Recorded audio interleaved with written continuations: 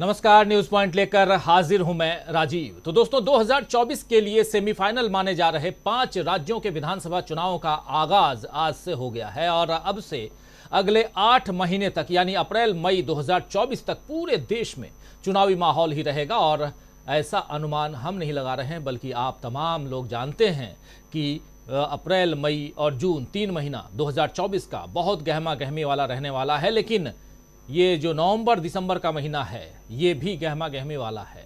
5 राज्यों के चुनाव जिसे सेमीफाइनल कहा जा रहा है, लेकिन इस सेमीफाइनल में कौन बाजी मारता है ये बहुत महत्वपूर्ण है। ये जो तस्वीरें देख रहे हैं आप, ये आज की तस्वीरें हैं और बस्तर की तस्वीरें हैं। बस्तर, जी हाँ, जहां से रिपोर्टिंग हमने की थी और जहां से न्यूज पॉइंट आपके सामने हम पेश किए थे। बस्तर का मुख्यालय जगदलपुर, अलग अलग। और ये हैं जो आप तस्वीर देख रहे हैं, ये हैं छत्तीसगढ़ के पूर्व सीएम रमन सिंह। रमन सिंह क्या जीत रहे हैं, ये भी एक बड़ा सवाल है। चुनावी माहौल के बीच एक दिलचस्प खबर आई है कि राहुल गांधी और वरुण गांधी की मुलाकात हुई है। क्या इस मुलाकात से देश की राजनीति में कोई बदलाव संभव है, ये देखना दिलचस्प होगा। खैर, इस पर आगे चर्चा करेंगे दोस्तों। लेकिन अभी आपको बता दूं कि 5 चुनावी राज्यों में से मिजोरम में आज पूरी वोटिंग हो गई है, यानी 40 की 40 सीटों पर मिजोरम में पूरी वोटिंग हो गई, जबकि छत्तीसगढ़ में पहले चरण में 20 सीटों के लिए वोटिंग हुई है। आप जानते हैं कि आज भूपेश सरकार के 3 मंत्री मोहम्मद अकबर, कवासी लखमा और दीपक बैज जो है वो मंत्री नहीं है लेकिन प्रदेश कांग्रेस कमेटी के अध्यक्ष हैं। उनके साथ साथ बीजेपी के नेता और पूर्व मुख्यमंत्री डॉक्टर रमन सिंह के भविष्य का फैसला भी मतदाताओं ने कर दिया है। इस बीच आज छत्तीसगढ़ में कांग्रेस नेता प्रियंका गांधी थी और उधर छत्तीसगढ़ में ही देश के प्रधानमंत्री और स्टार प्रचारक प्रधानमंत्री नरेंद्र मोदी भी थे। प्रियंका गांधी ने बालोद में, छत्तीसगढ़ की राजधानी रायपुर से थोड़ी ही सी दूरी पर बालोद है, बालोद में एक रैली को संबोधित की और प्रियंका गांधी ने संबोधित किया और भरोसा जताया कि कांग्रेस पूरे बहुमत के साथ वापसी कर रही है। अपने प्रचार अभियान के दौरान, चुनावी प्रचार के दौरान, भाषण के दौरान उन्होंने राहुल गांधी का जिक्र किया और साथ साथ भारत जोड़ो यात्रा का जिक्र भी किया, भरोसे की बात कही। जरा सुन लेते हैं यहां प्रियंका गांधी क्या कुछ कह रही हैं। अगर आप राहुल गांधी में भरोसा करते हैं तो उसकी वजह है, ये इंसान 4000 किलोमीटर चला है, ये देश के एक कोने से दूसरे कोने तक चला है, सिर्फ आपको ये कहने के लिए कि भाइयों और बहनों, इस देश की राजनीति को भटकने मत दो, इस देश की एकता को टूटने मत दो। भारत जोड़ो यात्रा करता है ये कहने के लिए कि बहनों और भाइयों, ये आपका देश है, ये आपका प्रदेश है, इसकी हिफाजत आपके हाथों में है। अपनी जिम्मेदारी को समझो, आंख मूंद के अपना वोट कभी मत दो। सिर्फ ये कहने के लिए कि ऐसी राजनीति को मजबूत करो जो आपकी तरक्की लाए, जो आपकी संपत्ति आपके हाथों में दे, जो आपके लिए दिन रात काम करे, जो आपको ही सर्वोपरि बना के रखे। तो जनता के बीच पहुंचकर राहुल गांधी की बात तो कर ही रही हैं और सबसे बड़ी बात कि कांग्रेस पार्टी, राहुल गांधी या भूपेश बघेल की सरकार क्या कुछ कर सकती है, इसके बारे में यहां प्रियंका गांधी कहती हुई नजर आई हैं। वहीं प्रियंका गांधी ने प्रधानमंत्री नरेंद्र मोदी पर भी निशाना साधा, ओबीसी को लेकर वार किया, जातिगत जनगणना का जिक्र भी किया। आइए जरा एक बार फिर से सुनते हैं प्रियंका गांधी इसी भाषण में, इसी दौरान, इसी चुनावी रैली में क्या कुछ कह रही हैं, कैसे वार कर रही हैं प्रधानमंत्री नरेंद्र मोदी पर। अब आपने मोदी जी से बहुत बार सुना होगा, वो कहते हैं कि वो खुद ओबीसी हैं, कहते हैं कि खुद ओबीसी वर्ग के लिए खूब काम करेंगे, आगे बढ़ाएंगे। और हम जब कहते हैं कि भैया गिन तो लो, आप काम करना चाहते हो, आगे बढ़ाना चाहते हो, मदद करना चाहते हो, तो गिन तो लो कितने लोग हैं, किस जाति के। मोदी जी कहते हैं कि गिनना ही नहीं है। जातिगत जनगणना की बात सुनते ही सारे भाजपा के नेता बौखला गए, फिजूल की बातें करने लगे इधर उधर के कि भाई कुछ भी हो जाए ये नहीं करना हमें। क्यों? क्योंकि ये जो घोषणाएं करते हैं, जो बातें करते हैं, खोखली हैं, आपके लिए सचमुच काम नहीं करना चाहते। ये सब अपनी मान सम्मान को बढ़ाने के लिए, वो दिखे सर्वज्ञानी, सर्वोपरि वही दिखे, लेकिन जब असलियत, जब हम धरातल पे देखते हैं कि काम किया है कि नहीं, रोजगार दिलवाए, आपसे कहा था करोड़ों रोजगार हर साल दिलवाएंगे। 10 साल हो गए इनकी सरकार है, रोजगार दिलवाए, किसानों को मजबूत की, कहा था किसानों की आय हम दुगनी करेंगे, की रो रहा है देश का किसान। कहा था नौजवानों के लिए नई नई स्कीम निकालेंगे, अच्छे अच्छे रोजगार बनाएंगे, जो थे उनको भी बिगाड़ दिया। तो यहां आप सुन रहे थे प्रियंका गांधी, जो ओबीसी जनगणना या जाति आधारित जनगणना से लेकर प्रधानमंत्री नरेंद्र मोदी पर सीधा वार करती हुई नजर आ रही हैं।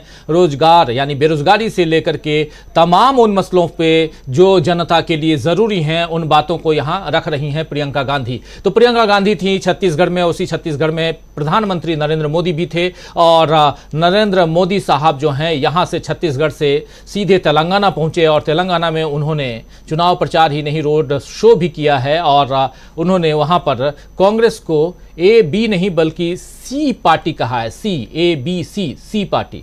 तो यहां क्योंकि राहुल गांधी ने बीजेपी और बीआरएस को बी टीम बताया था, यानी बीजेपी को बीआरएस का बी टीम बताया था, तो यहां इन्होंने कांग्रेस पार्टी को सी पार्टी कहा है।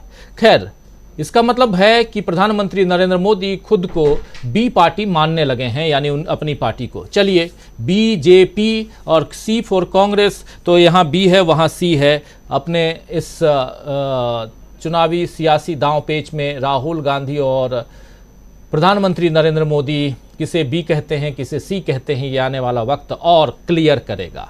पिछले दिनों न जाने किन वजहों से आप जानते हैं कि काफी लंबे वक्त तक चुनावी मंच से प्रधानमंत्री गायब भी रहे थे और मिजोरम तक तो मोदी जी पहुंचे ही नहीं और आज वहां चुनाव हो गया। और शायद ऐसा पहली बार हुआ है पिछले 10 सालों में कि किसी राज्य में चुनाव है और मोदी जी वहां प्रचार के लिए एक बार भी नहीं पहुंचे। जाहिर है मणिपुर में लगी आग के डर से मोदी मिजोरम जाने को टालते रहे, लेकिन क्या इस टाल मटोल का नुकसान बीजेपी को उठाना पड़ेगा, ये बड़ा सवाल है।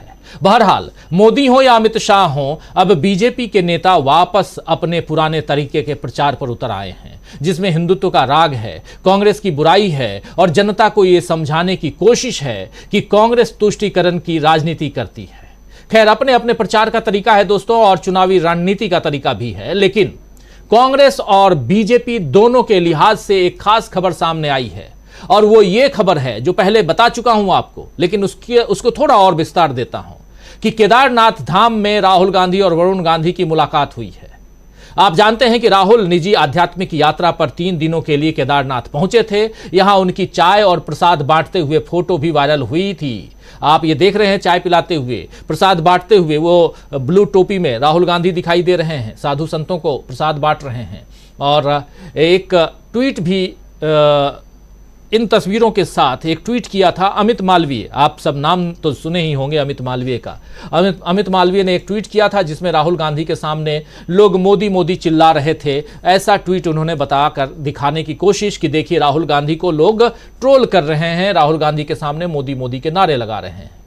खैर, लोग जो चाहे चिल्ला सकते हैं, लेकिन बीजेपी को ये देखकर तकलीफ हुई होगी दोस्तों कि राहुल गांधी की अपने चचेरे भाई वरुण गांधी से मुलाकात हो गई। प्रसाद बांटना, चाय पिलाना, मोदी मोदी के नारे लगाना, ये सब सेकेंडरी है। प्राइमरी बात जो यहां पे है कि राहुल गांधी और वरुण गांधी की मुलाकात हुई है। हालांकि इस मुलाकात का विस्तृत ब्यौरा सामने नहीं आया है, लेकिन केदारनाथ बद्रीनाथ मंदिर समिति के अध्यक्ष अजयेंद्र अजय की बात अगर माने, अजयेंद्र अजय, उन्होंने पुष्टि की है कि दोनों भाइयों की मुलाकात वीआईपी हेलीपैड के रास्ते में मुख्य पुजारी निवास में हुई है। यानी कि यहाँ के जो मुख्य निवास पुजारी हैं उनका घर जो है वो केदारनाथ धाम और वीआईपी हेलीपैड के बीच में आता है और उनके निवास पर दोनों भाइयों की मुलाकात हुई है।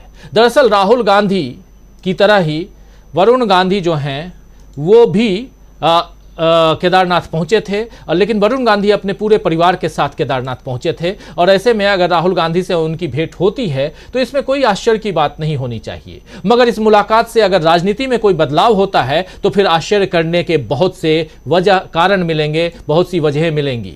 दरअसल वरुण गांधी लगातार मोदी सरकार की नीतियों के खिलाफ बोलते रहे हैं और राहुल गांधी जिन मुद्दों को उठाते हैं लगभग उन्हीं की तरह अब वरुण गांधी भी बात करने लगे हैं। ऐसे में अगर दोनों भाई एक साथ हो जाएं तो फिर बीजेपी खासकर मोदी के लिए मुश्किल बढ़ सकती है। खैर, ये सारी बातें अनुमानों की हैं दोस्तों, अनुमानों के आधार पर मैं अपनी बात रख रहा हूं, लेकिन हकीकत भी इससे अलग नहीं है।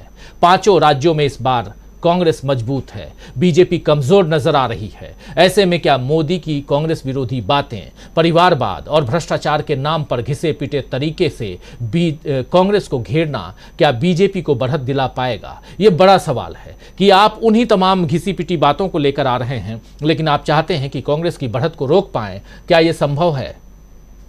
यह संभव शायद नहीं होगा।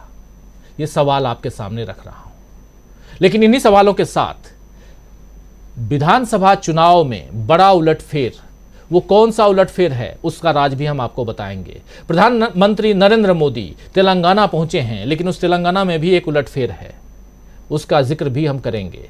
बहुत सारी बातें करेंगे दोस्तों हम, और एक उलटफेर कहें या एक बहुत महत्वपूर्ण बात कहें, उधर बिहार से भी आ रही है। बिहार के मुख्यमंत्री ने आज आरक्षण के दायरे को बढ़ाने का प्रस्ताव विधानसभा में पेश किया है। आइए जरा सुन लेते हैं बिहार के मुख्यमंत्री क्या कुछ कह रहे हैं बिहार विधानसभा में, पटना में।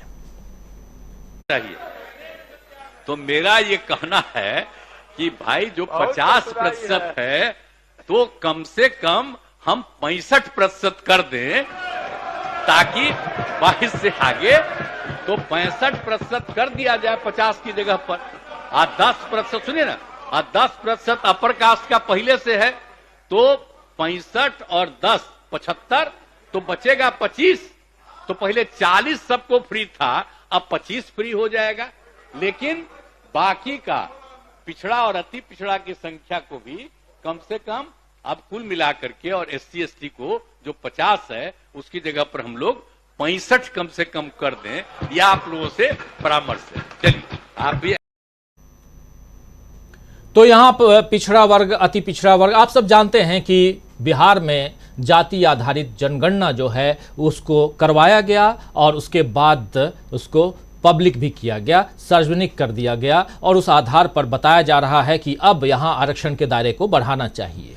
और यही बात अभी थोड़ी देर पहले आपने सुनी, ओबीसी आरक्षण को लेकर के प्रियंका गांधी कह रही थी, अपनी बात रख रही थी, और राहुल गांधी इस पर अपनी बात रख चुके हैं। कर्नाटक के चुनाव में उन्होंने कहा था जिसकी जितनी संख्या उसको उतना हक, ये उन्होंने नारा दिया था कर्नाटक में राहुल गांधी ने। और उसी बात को अब राहुल गांधी ही नहीं बल्कि तमाम कांग्रेस के नेता और इंडिया गठबंधन के नेता आगे उठा रहे हैं, बढ़ा रहे हैं।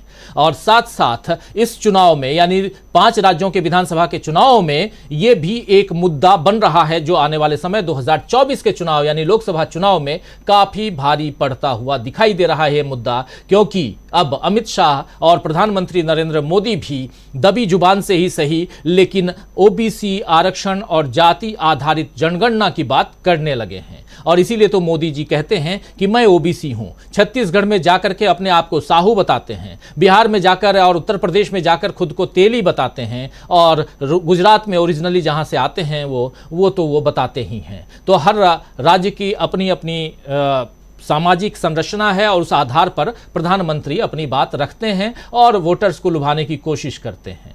और ये जो तस्वीरें आप देख रहे हैं, ये तेलंगाना की तस्वीर, रोड शो में प्रधानमंत्री नरेंद्र मोदी, और कुछ पालें इसकी जुगत में प्रधानमंत्री नरेंद्र मोदी। चलिए अब कार्यक्रम को आगे बढ़ाते हैं। हमारे साथ कुछ वरिष्ठ साथी जुड़े हुए हैं, उन सबसे आपका परिचय करवाता हूं और समझने की कोशिश करते हैं कि आखिर क्या उलटफेर हो रहा है।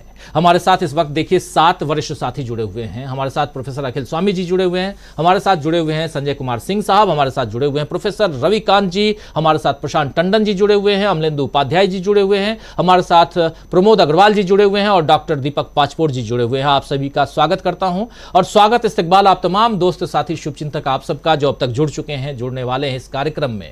छत्तीसगढ़ और मिजोरम में चुनाव, और छत्तीसगढ़ में चुनाव का आगाज, पहले चरण का मतदान, और उधर मिजोरम में आज चुनाव खत्म, मतदान खत्म।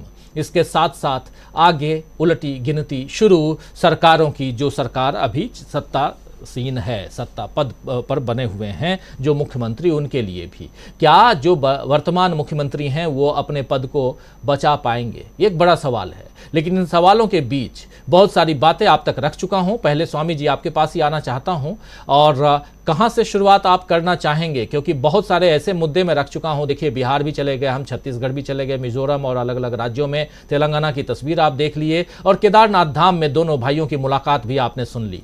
कौन सी बात आपको सबसे ज्यादा यहां पसंद आती है, वहीं से शुरुआत कीजिए। देखिए राजीव जी, वास्तविकता में हम लोग अध्यापक लोग जब विवेचना करते हैं तो इंडिकेटर्स की तरफ ध्यान रखते हैं। और इंडिकेटर्स क्या कहते हैं, आपको शायद पता चल गया होगा कि कर्नाटका के अंदर करीब 20-25 जेडीएस के और बीजेपी के विधायक अगले 2-3 दिन के अंदर कांग्रेस ज्वाइन कर लेंगे। पहली सूचना आपको यह मिली होगी। दूसरी ये मिली होगी कि तेलंगाना के अंदर बीजेपी के एक ऐसे व्यक्ति को, जिसको पहली लिस्ट में विधायकी का बीजेपी का नॉमिनेशन मिला था, उसने चुनाव लड़ने से इनकार कर दिया। सोचिए, बीजेपी में किसी को लड़ने का टिकट मिले बीजेपी से और वो चुनाव लड़ने से इनकार कर दे, इसका मतलब क्या होता है जी। कर्नाटका के अंदर जो ये लोग ऑपरेशन लोटस चला रहे थे और कुछ दिन पहले तक ऑपरेशन लोटस चलाने का प्रयास कर रहे थे, वहां ऑपरेशन हस्त चल गया। डीके शिव कुमार ने अपनी जो चाणक्य नीति है वो दिखा दी। तीसरी बात जो आपने कही, बिहार के अंदर नीतीश कुमार ने जो आंकड़े पेश किए हैं राजीव जी, उससे एक बहुत बड़ा रहस्योद्घाटन हुआ है। रहस्योद्घाटन क्या हुआ है? पहले तो कुछ चीजें सिद्ध हुई। ये सिद्ध हुई कि जो गरीबी है वो सवर्णों में कम है, ओबीसी में उससे ज्यादा है, ईबीसी में उससे ज्यादा है, एससी में उससे ज्यादा है, एसटी में बहुत उससे ज्यादा है। शेड्यूल कास्ट में भी कुछ ऐसी जातियां हैं जैसे मुसहर है, जिनमें बहुत ज्यादा है, करीब 50% के आसपास है। अब ये समझिए, ये आंकड़े क्या चीज दिखा रहे हैं, इसका मतलब बहुत बड़ा घोटाला चल रहा है हिंदुस्तान के अंदर।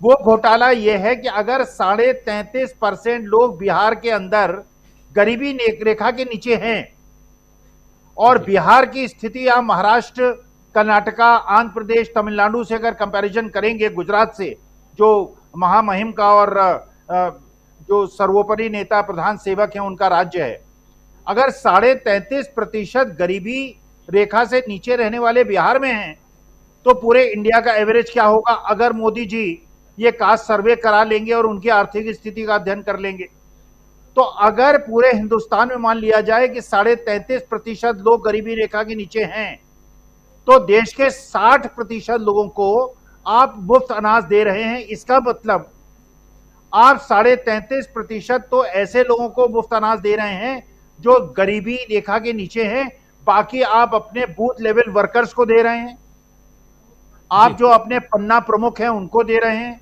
जो आप अपने कार्यकर्ता हैं उनको दे रहे हैं। ये अनाज जा कहाँ रहा है और ये अनाज का गोरख धंधा क्या है?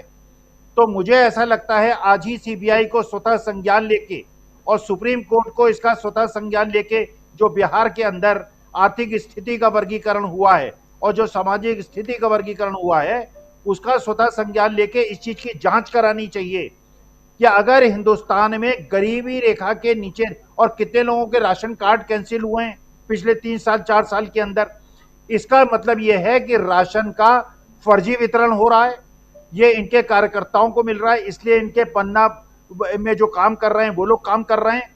और राहुल गांधी और वरुण गांधी की जो मीटिंग हुई है, ये अकस्मात नहीं है। अभी तो राहुल गांधी से देखिएगा, बीजेपी के नंबर 3, नंबर 4, नंबर 5 और नंबर 6 के नेता, वो भी कहीं ना कहीं बद्रीनाथ केदारनाथ में या कहीं हर की पैड़ी में उनकी मुलाकात होगी। और ये चीजें अकस्मात नहीं होंगी, ये इसलिए होंगी कि लोग ये समझ गए हैं और ये मोदी जी भी समझ गए हैं। इसीलिए अभी आप देखिए 5 विधानसभा के जब चुनाव हो जाएंगे, अभी तो वो गए, मिजोरम नहीं गए हैं, उसके बाद हो सकता है गुजरात भी ना जाएं। तो इसलिए ये समय का जो परिवर्तन हो रहा है, समय का चक्र का जो परिवर्तन हो रहा है, उससे हमें सचेत होना चाहिए और इंडिकेटर्स का ध्यान करना चाहिए। अब ये इंडिकेटर देखिए कैसे कैसे आएंगे। राजीव जी, इंडिकेटर्स कौन कौन से हैं, हम उस पर चर्चा कर ही रहे हैं और बहुत विस्तार से अभी प्रोफेसर अखिल स्वामी जी ने अपनी बात रखी है। आपको बता दूं कि दोनों राज्य मिजोरम और छत्तीसगढ़ में 20 सीटों पर और मिजोरम में 40 सीटों पर यानी कि पूरा आज मतदान हुआ है और मिजोरम में लगभग 78% 5 बजे तक, हालांकि 4 बजे तक ही मतदान और वो खत्म हो चुका, और जो 5 बजे तक के आंकड़े हैं उस आधार पर 78% मिजोरम में और छत्तीसगढ़ में 72 पॉइंट समथिंग, और वो भी 5 बजे तक के आंकड़े। 10 और 10-20 सीटें दो पार्ट में बटा हुआ, इसलिए कह रहा हूं छत्तीसगढ़ में, क्योंकि 3 बजे तक छत्तीसगढ़ में 10 सीटों पर बस्तर के एरिया का और मतदान और 10 सीटों पर शाम 5 बजे तक मतदान की प्रक्रिया यानी पोलिंग की प्रक्रिया जो है वो करवाई गई, समाप्त हुई। और उसके बाद जब अभी से थोड़ी देर पहले मैं बात कर रहा था अपने संवाददाताओं से उधर बस्तर में, तो उन लोगों ने बताया कि अभी भी कुछ जगह पर लाइनें लगी हुई हैं। एक बस्तर में ही एक बूथ, पोलिंग बूथ ऐसा भी है जहां आजादी के बाद पहली बार पोलिंग बूथ बनाकर और वहां के लोगों के लिए ये मतदान की सुविधा प्रदान की गई है। तो आप समझ सकते हैं कि क्या कुछ चल रहा है। एक और महत्वपूर्ण बात आप तमाम साथियों के सामने रख दूं, हमारे साथ 2 साथी जुड़े हुए हैं छत्तीसगढ़ से ही, प्रमोद अग्रवाल साहब जुड़े हुए हैं और डॉक्टर दीपक पाचपोर जी जुड़े हुए हैं। उन दोनों के लिए भी कि परिस्थितियां, और हमारे साथी प्रशांत टंडन जी और मैं खुद, हम लोग जब बस्तर गए थे, बस्तर के दौरे पर, तो वहां पर कुछ बातें अलग हो रही थी कि 50-50 चांसेस दिखाई दे रहा है कुछ सीटों पे, कहीं बीजेपी भी जीत सकती है, कहीं कांग्रेस भी जीत सकती है। लेकिन आज की तारीख में बहुत परिवर्तन बता रहे हैं लोग। परिवर्तन ये कि जैसे ही कांग्रेस का जो घोषणा पत्र है वो आया है, उसके बाद से मैदानी इलाके में बल्ले बल्ले वाली स्थिति हो गई है कांग्रेस के लिए। बस इतना ही आप लोगों के बीच रखूंगा, बाकी हमारे दोनों साथी बताएंगे कि क्या कुछ है। और बस्तर से बहुत अच्छी खबर कांग्रेस पार्टी के लिए आ रही है, और अच्छी खबर, बुरी खबर क्या बताऊं, अच्छी खबर कांग्रेस पार्टी के लिए आ रही है, और ये कहीं ना कहीं दुख देने वाली खबर बीजेपी के लिए है, जिसे लग रहा था कि शायद बस्तर में अच्छा कर ले। आने वाला वक्त बताएगा। 3 तारीख को पता चलेगा कि बस्तर की 12 सीटों में से कितनी सीटें बीजेपी के खाते में और कितनी सीटें कांग्रेस के खाते में गई हैं। इस पर चर्चा 3 तारीख को करेंगे। आना चाहता हूं प्रोफेसर रविकांत जी, माफी चाहता हूं प्रोफेसर रविकांत जी, जरा आपसे भी समझूं। एक तरफ राहुल गांधी और वरुण गांधी की मुलाकात होती है, मुलाकात जो है वहां के जो मुख्य कर्ता धर्ता कहें केदारनाथ धाम के, यानी मुख्य पुजारी, उनके घर पर होती है, और इसकी पुष्टि भी होती है। केदारनाथ बद्रीनाथ धाम के जो अध्यक्ष हैं वो इसकी पुष्टि करते हैं। कितनी बड़ी घटना आप इसको मानते हैं प्रोफेसर रविकांत जी? और यहां से क्या चुनाव में कुछ उलटफेर आप देखते हैं? अगर इस एक होता है कि मुलाकात हो जाती है, मुलाकात होगी, क्यों नहीं होगी, दोनों चचेरे भाई हैं इसलिए भी मुलाकात होनी चाहिए, लेकिन मुलाकात के बाद बहुत सारी संभावनाओं के द्वार खुलते हैं, क्योंकि अभी तक इन दोनों भाइयों की मुलाकात सियासी गणित को साधने के हिसाब से नहीं हुई थी। किसी फंक्शन पार्टी ऐसे हो जाती होंगी शायद, लेकिन मुझे नहीं पता। प्रोफेसर रविकांत जी, देखिए, वरुण गांधी संजय सिंह के बेटे हैं, संजय गांधी के बेटे हैं, और वो संजय गांधी कि जिनके हाथ में बागडोर इंदिरा गांधी देना चाहती थी, लेकिन अचानक उनका देहांत हुआ और उसके बाद वो नेतृत्व मिला राजीव गांधी को, और राजीव गांधी से यहां तक का जो सफर है उसमें राहुल गांधी पहुंचते हैं। वरुण गांधी अपनी मां के साथ बीजेपी में है, लेकिन जो गुजराती लॉबी है, वो जो पानी पी पी करके जो अपमानित करना है ना गांधी परिवार को, जब वो गांधी परिवार को अपशब्द कहते हैं, तो क्या वो वरुण गांधी को नहीं लगती है? ऑब्वियस है कि वो तकलीफ कहीं ना कहीं वरुण गांधी को भी है, और जिस तरह की साजिशें बीजेपी में उनके खिलाफ चलती रही। वरुण गांधी बेहद लोकप्रिय अपने लोकसभा क्षेत्र में, और बहुत सधी हुई जबान से बोलते हैं। हालांकि एक उनका अपना अतीत भी है जिसमें उन पर आरोप पे लगे थे, उन्होंने उस तरह के कुछ भाषण भी दिए थे, लेकिन तब से जो उनकी राजनीति है वो जन पक्षधर हो गई। भारतीय जनता पार्टी के साथ सिर्फ वो एक तरह से मेंबर भर है, लेकिन सरकार की नीतियों को लगातार कटघरे में वो खड़ा कर रहे हैं। और यही वजह है कि राहुल गांधी के साथ उनकी आज भेंट हुई, आज मुलाकात हुई। और मैं समझता हूं कि ये जो मुलाकात है वो दरअसल को सफरर की मुलाकात है।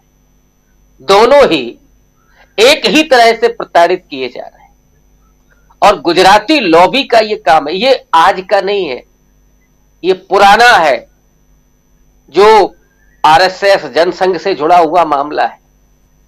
उनके लिए वो गांधी परिवार है, वो नेहरू परिवार है जिसने इस देश में खुले तौर पर सांप्रदायिक राजनीति कभी नहीं होने दी थी, जिन्होंने आरएसएस को बैन किया था।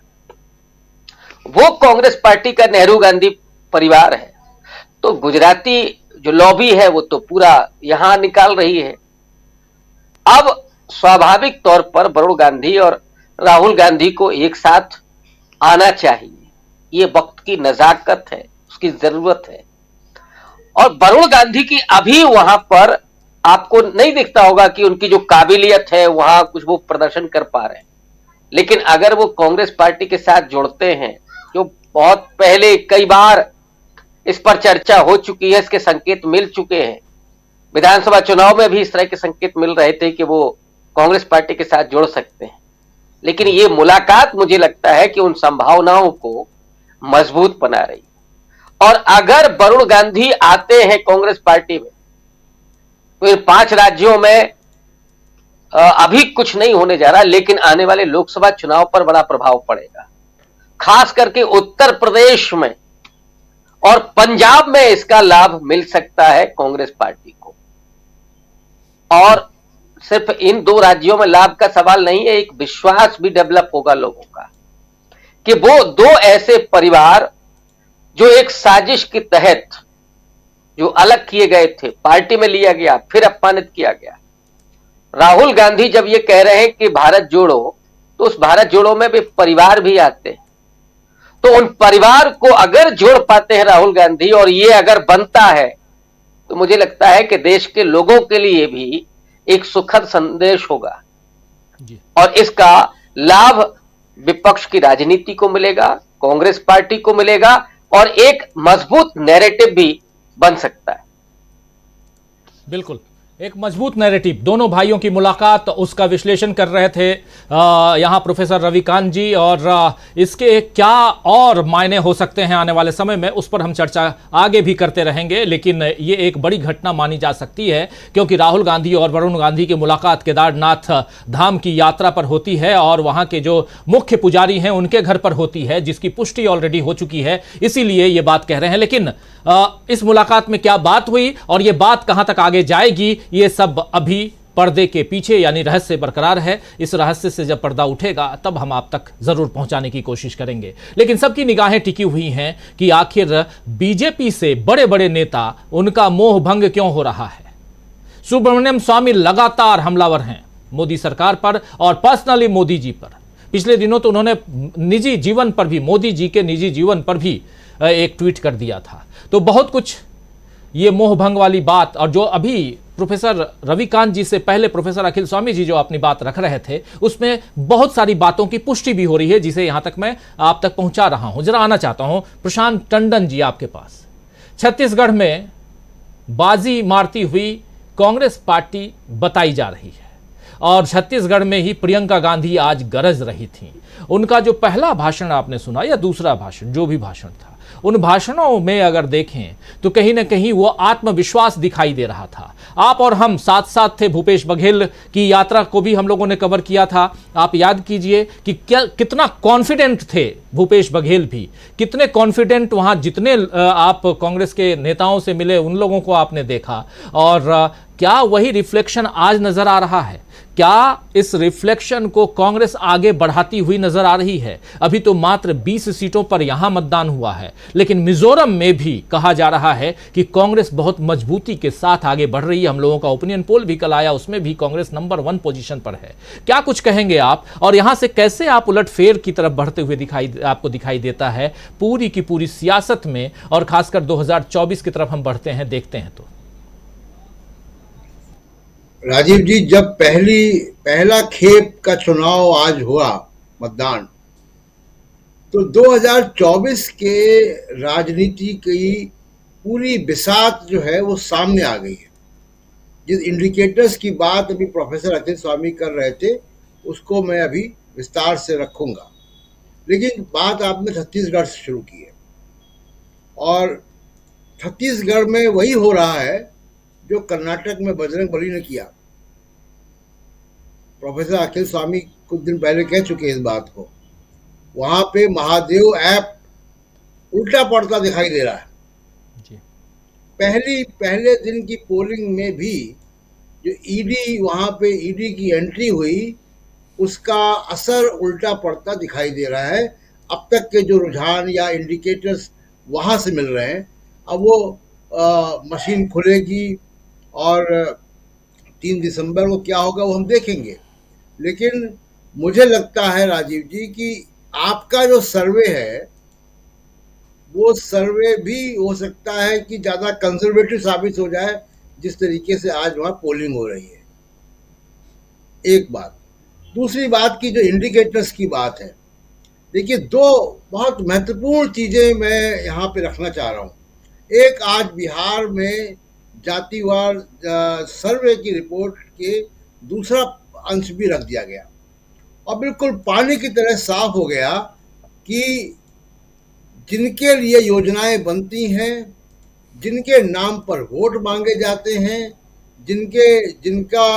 जिनके नेताओं पर या डॉक्टर अंबेडकर को मालाएं चढ़ाने के स्वांग रचे जाते हैं, लेकिन विकास किसका होता है, संसाधनों पे कौन बैठा है, शिक्षा का में वर्चस्व किसका है, तो आज वो पानी की तरह साफ हो गया। याद होगा कि कल अमित शाह जो कह रहे थे कि यादवों की जनसंख्या सबसे ज्यादा बढ़ी है, और आज ये जब रिपोर्ट पेश होती है तो सामने साफ बात आती है कि जो ओबीसी की बड़ी अगली जातियां मानी जाती हैं, यादव, मौर्य, कुशवाहा इत्यादि, उनकी सरकारी नौकरियों में भागीदारी 6% के आसपास है। जी।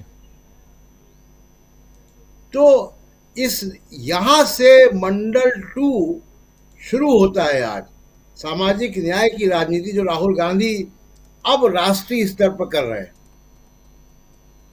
तो वीपी सिंह ने केवल मंडल कमीशन लागू किया था, राहुल गांधी उसकी बहुत सिलसिलेवार राजनीति कर रहे हैं। और आज नीतीश कुमार का जो भाषण जो आपने सुनाया, जो 75% आरक्षण की बात अब उन्होंने कर दी है, ये 2024 के चुनाव का एक रोड मैप है जिसमें बीजेपी आ नहीं पाएगी। आप देखिए कि बहुत समय तक जातिवाद जनगणना पे बीजेपी या मोदी और अमित शाह खामोश रहे।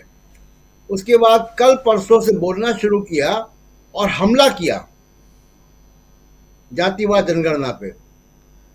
और अब देखिए कि जो तस्वीर सामने आई है नीतीश कुमार के भाषण के जरिए और जो रिपोर्ट पेश की गई है, वो तस्वीर जो है वो 2024 की राजनीति क्या होगी दिखाएगा। दूसरी एक बड़ी दिलचस्प ट्रेंड जो इंडिकेटर है, जो अब प्रोफेसर अखिल स्वामी कह रहे थे, अभी हम लोग छत्तीसगढ़ में थे, हमने चर्चा भी की थी यहाँ पे कि छत्तीसगढ़ ने पहली बार भूपेश बघेल ने छत्तीसगढ़ी अस्मिता को जगाया, उस पर सिलसिलेवार ढंग से काम किया 5 साल तक। और आप इन चुनाव के परिणामों में देखेंगे कि छत्तीसगढ़ी अस्मिता काम कर रही है। याद होगा कि जब डीएनए की बात की थी नीतीश कुमार के मोदी साहब ने, और किस तरीके से नीतीश कुमार ने उसको बिहार का डीएनए पे जो है ले गए बात को, और फिर नतीजे क्या हुए। जी। देखिए, जनवरी के महीने में राम मंदिर का उद्घाटन होना है। अमित शाह के भाषण को देखिए, मोदी साहब के भाषणों को देखिए, वो हिंदू मुसलमान की राजनीति पे वापस जा रहे हैं। और देश की राजनीति 2 हिस्सों में बंट रही है, एक सामाजिक न्याय 2.0 और दूसरा क्षेत्रीय अस्मिताएं। उसमें बहुत दिलचस्प एक आपको वाकया बता देता हूं कि राम मंदिर के उद्घाटन के 5 दिन पहले उड़ीसा में एक यात्रा आयोजित की जा रही है और वो बीजेडी और नवीन पटनायक उसको जो है वो कर रहे हैं। उसमें अच्छा खासा 800 करोड़ रुपए का खर्चा है। और वो श्री मंदिरा परिक्रमा, जो कि वहाँ के जो फेमस जो पुरी का टेम्पल है उसके आसपास की परिक्रमा है। अब वो भी पूरी तरीके से एक क्षेत्रीय यानी उड़िया अस्मिता या उड़िया आइडेंटिटी को लेकर ये पूरा प्लान कर रहे हैं राम मंदिर के उद्घाटन के ठीक 5 दिन पहले। जी, हम जानते हैं कि शिवसेना मराठी अस्मिता की बात करती है। हम जानते हैं कि तमिलनाडु में द्रविड़ अस्मिता की बात होती है, द्रविड़ आंदोलन की बात होती है। ये सारा कुछ जो है ये क्षेत्रीय अस्मिताएं और सामाजिक न्याय की राजनीति प्लस जो कल्याणकारी योजनाएं हैं जी, ये मुकाबला करेंगी हिंदू मुस्लिम पॉलिटिक्स का 2024 में, जिसका जवाब मोदी और अमित शाह के पास नहीं होगा। इसमें वो एंट्री नहीं कर पाएंगे न सामाजिक न्याय में, न 75% आरक्षण में, न क्षेत्रीय अस्मिताओं में। राजीव जी जी बिल्कुल, क्षेत्रीय अस्मिताओं से लेकर के सामाजिक न्याय और तमाम मसलों पर यहाँ चर्चा हो रही है। साथ साथ 2023 का ये आखिरी चुनाव, 5 राज्यों के चुनाव, और उसमें से आज उस चुनाव का आगाज यानी मतदान का आगाज। और मिजोरम में पूरी की पूरी 40 सीटों पर वोटिंग हो गई। 77-78% वोटिंग की काउंटिंग जो है वो बताई जा रही है इलेक्शन कमीशन की तरफ से। उसमें और कितना इजाफा होता है शाम तक, रात तक, वो हम आप तक पहुंचाएंगे। और उसके अलावा उधर छत्तीसगढ़ में भी बम्पर वोटिंग 20 सीटों पर, और उसमें भी बस्तर के कई ऐसे इलाके में जहां पर 50 साल, 60 साल, 70 साल, 75 साल यानी आज़ादी के बाद से वहां पर लोगों की इतनी हिम्मत नहीं हुई थी कि जाकर पोलिंग बूथ बनाए, लेकिन पोलिंग बूथ और वहां पर पोलिंग लोग निकल के आए और मतदान करके गए। इस बीच 2 घटनाक्रम बहुत तेजी से बदलते हुए हम लोग देख रहे थे। छत्तीसगढ़ में एक महादेव ऐप को लेकर उससे भूपेश बघेल को घेरने की कोशिश, और दूसरा ये कि पहले आता है घोषणा पत्र या संकल्प पत्र या जो भी कह लें वो बीजेपी का, जो कांग्रेस को फॉलो करती हुई दिखाई देती है, लेकिन कांग्रेस उससे आगे निकलती है एक दिन बाद। और 5 तारीख को कांग्रेस अपना घोषणा पत्र सामने रखती है, जिसमें 3200 रुपये प्रति क्विंटल धान खरीदी का वादा होता है और किसानों की कर्ज माफी का वादा भी होता है। इसके बाद माहौल बिल्कुल बदल जाता है, ऐसा बताया जा रहा है हमारे संवाददाताओं के जरिए, लोगों के जरिए। इसीलिए आप तक हम इस बात को रख रहे हैं। लेकिन हमारे साथ इस वक्त 2 साथी मौजूद हैं, डॉक्टर दीपक पाचपुर जी और प्रमोद अग्रवाल जी। प्रमोद अग्रवाल जी बहुत ऐसी जगह पे बैठे हुए हैं जहां से वो राजनांदगांव की तरफ भी देख रहे होंगे, यानी कि पूर्व मुख्यमंत्री रमन सिंह का भविष्य कैसा होने वाला है। कुछ लोग तो बता रहे हैं कि शायद उनकी सीट फंस गई है, जरा उसको बताएंगे अच्छे से प्रमोद अग्रवाल जी। और दूसरी बात ये भी बताएंगे कि दूर उधर दक्षिण में यानी कि बस्तर में क्या कुछ उनके नज़रिए से, उनके पास क्या कुछ खबरें हैं। ये यहाँ बताना पहुँचाना इसलिए ज़रूरी है क्योंकि यहाँ से फिर बहुत सारे दरवाजे कांग्रेस के लिए खुलते हैं और बहुत सारे दरवाजे बीजेपी के लिए भी खुलते हैं। अगर बीजेपी यहाँ अच्छा प्रदर्शन करती है उस छत्तीसगढ़ में जहाँ कहा जा रहा था कि कांग्रेस के लिए सेफ जोन है, सेफ राज्य है ये, तो फिर परिस्थितियाँ पलट भी सकती हैं। लेकिन क्या ऐसा है? प्रमोद अग्रवाल जी। राजीव जी, मेरी आवाज आ रही? जी, मैं ये कहना चाहता हूँ, शक्तिमान जी ने कहा अभी क्षेत्रीय अस्मिता का जहाँ तक सवाल है, क्षेत्रीय अस्मिता के मामले में के अलावा भूपेश जी ने इस शताब्दी में, मेरे को लगता है पहली बार ऐसा नहीं हुआ है कि किसान जो है वो वास्तव में राजनीति का मुख्य मुद्दा बना। वो छत्तीसगढ़ जहाँ उसकी उपज मुख्य मुद्दा बनी हुई है चुनाव लड़ने की। और पहली बार ऐसा हुआ 2014 के बाद जहां पर बीजेपी ने कांग्रेस को फॉलो किया कि वो जो कांग्रेस कह रही थी उसके पीछे चलने को मजबूर होना पड़ा। प्रधानमंत्री छत्तीसगढ़ी बोल रहे हैं, जगत प्रकाश नड्डा छत्तीसगढ़िया बोलने का प्रयास कर रहे हैं और सांप्रदायिकता को छत्तीसगढ़ी में फैलाने की कोशिश की और छत्तीसगढ़ ने उसको बहुत बुरी तरह नकारा। सवाल आपने किया कि बस्तर सत्ता की चाबी है छत्तीसगढ़ में, और नक्सलियों के भारी उत्पात के बावजूद अगर बस्तर का मतदाता 74%, 76% पोलिंग करने के लिए बाहर आता है, तो ये निश्चित रूप से उस सरकार का समर्थन है जो उसके वनोपज का उचित दाम दे रही है, जो उसके तेंदुपत्ते और महुआ को खरीद रही है और उनको बाजार प्रदान कर रही है, और यह भी दावा कर रही है कि उसका बाल बाका नहीं होगा, चाहे नक्सली उत्पाद कितना भी हो जाए।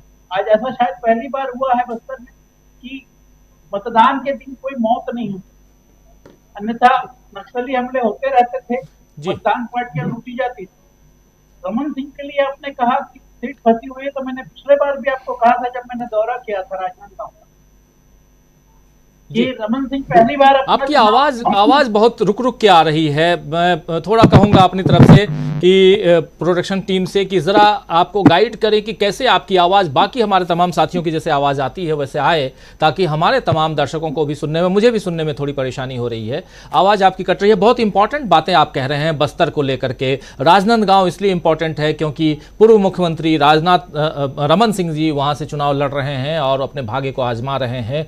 क्या 2018 में जो परिस्थितियां बनी थी वैसी परिस्थिति फिर से बनने जा रही है या कुछ और है, ये सब कुछ हम जानेंगे। लेकिन आना चाहता हूं डॉक्टर दीपक पाचपोर जी आपके पास, उन्हीं बातों को जरा आगे बढ़ाइए, बस्तर की बातों को, और तब तक हम प्रमोद अग्रवाल जी की आवाज को ठीक करते हैं। जो प्रमोद अग्रवाल जी बोल रहे थे बस्तर की जो बात है, उसमें देखिए बस्तर में 2-3 बड़े महत्वपूर्ण काम हुए हैं।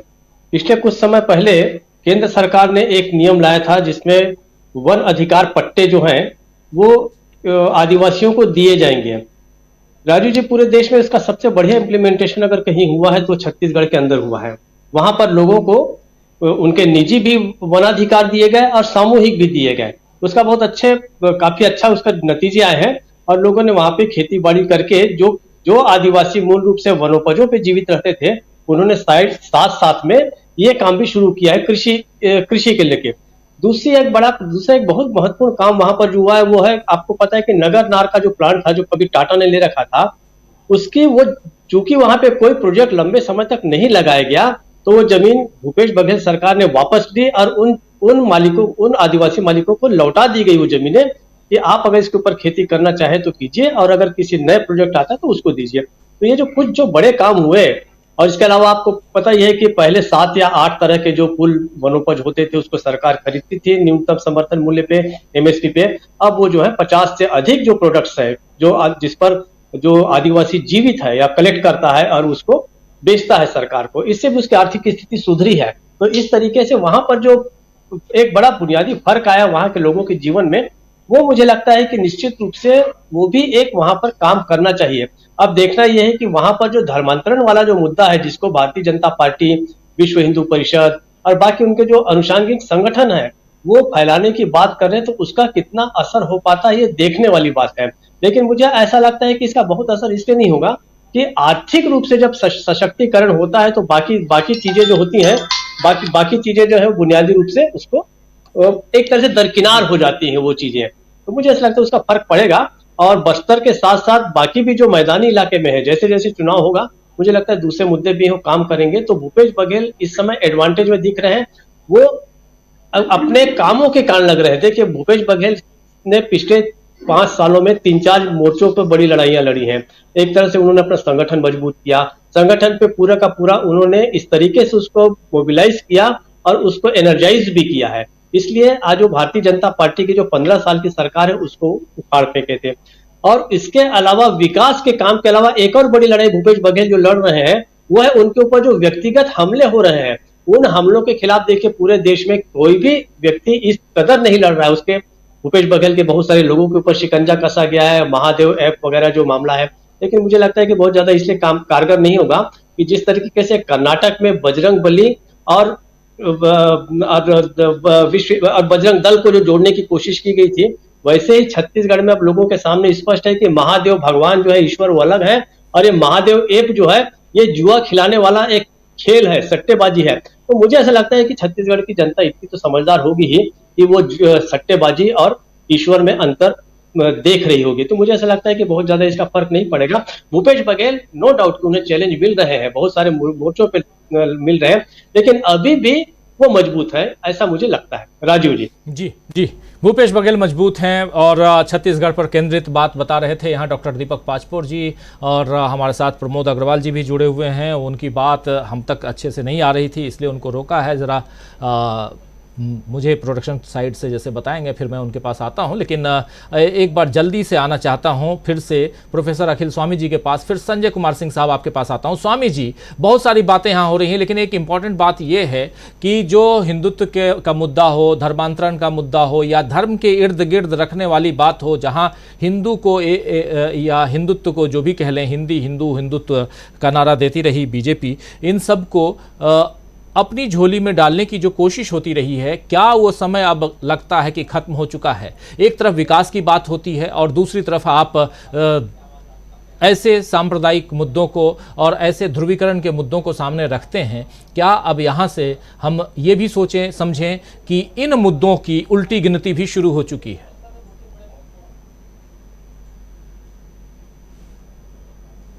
अनम्यूट कर लीजिए प्लीज। मैं अनम्यूट हूं मैं। हाँ जी, अब ठीक है। अगर संदर्भ लें केवल सनातन धर्म का और हिंदू धर्म का, उसी का संदर्भ लें, देखिए जो केदारनाथ धाम है और बद्रीनाथ धाम है, ये सरकारों के अधीन है और वहां के मुख्य पुजारी सनातन धर्म के प्रतीक हैं। आदि शंकराचार्य द्वारा स्थापित पीठों के महंत हैं ये, और ये भगवान महादेव के प्रतिनिधि माने जाते हैं। उनके घर में जो सनातन धर्म के प्रतीक हैं, उनके घर में अगर राहुल गांधी और वरुण गांधी की मीटिंग होती है, इसका अभिप्राय क्या है समझिए।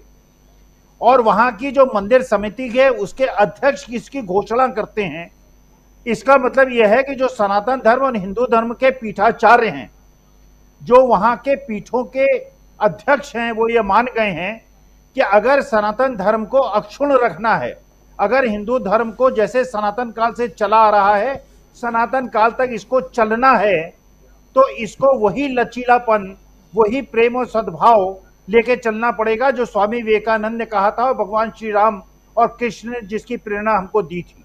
ये एक अंश समझिए। फिर आपने संदर्भ लिया था राजीव जी कि चचेरे भाई मिले हैं।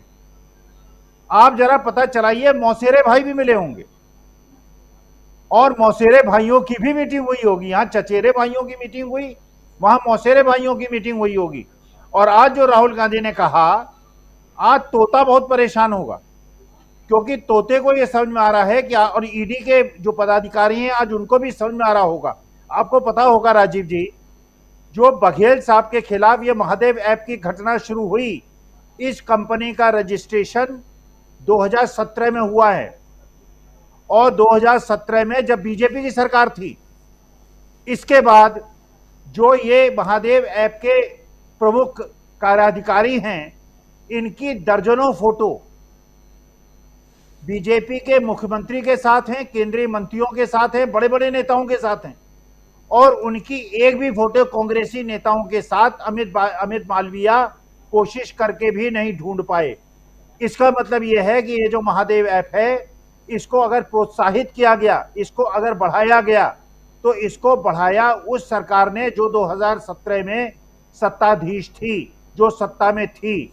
तो वास्तविकता में आज महादेव ने अपने प्रांगण में, अपने मुख्य पुजारी के घर में राहुल गांधी और वरुण गांधी की मीटिंग करा के ये संदेश दे दिया कि सनातन धर्म अगर सुरक्षित है तो सनातन धर्म के मूल्यों का पालन करना होगा।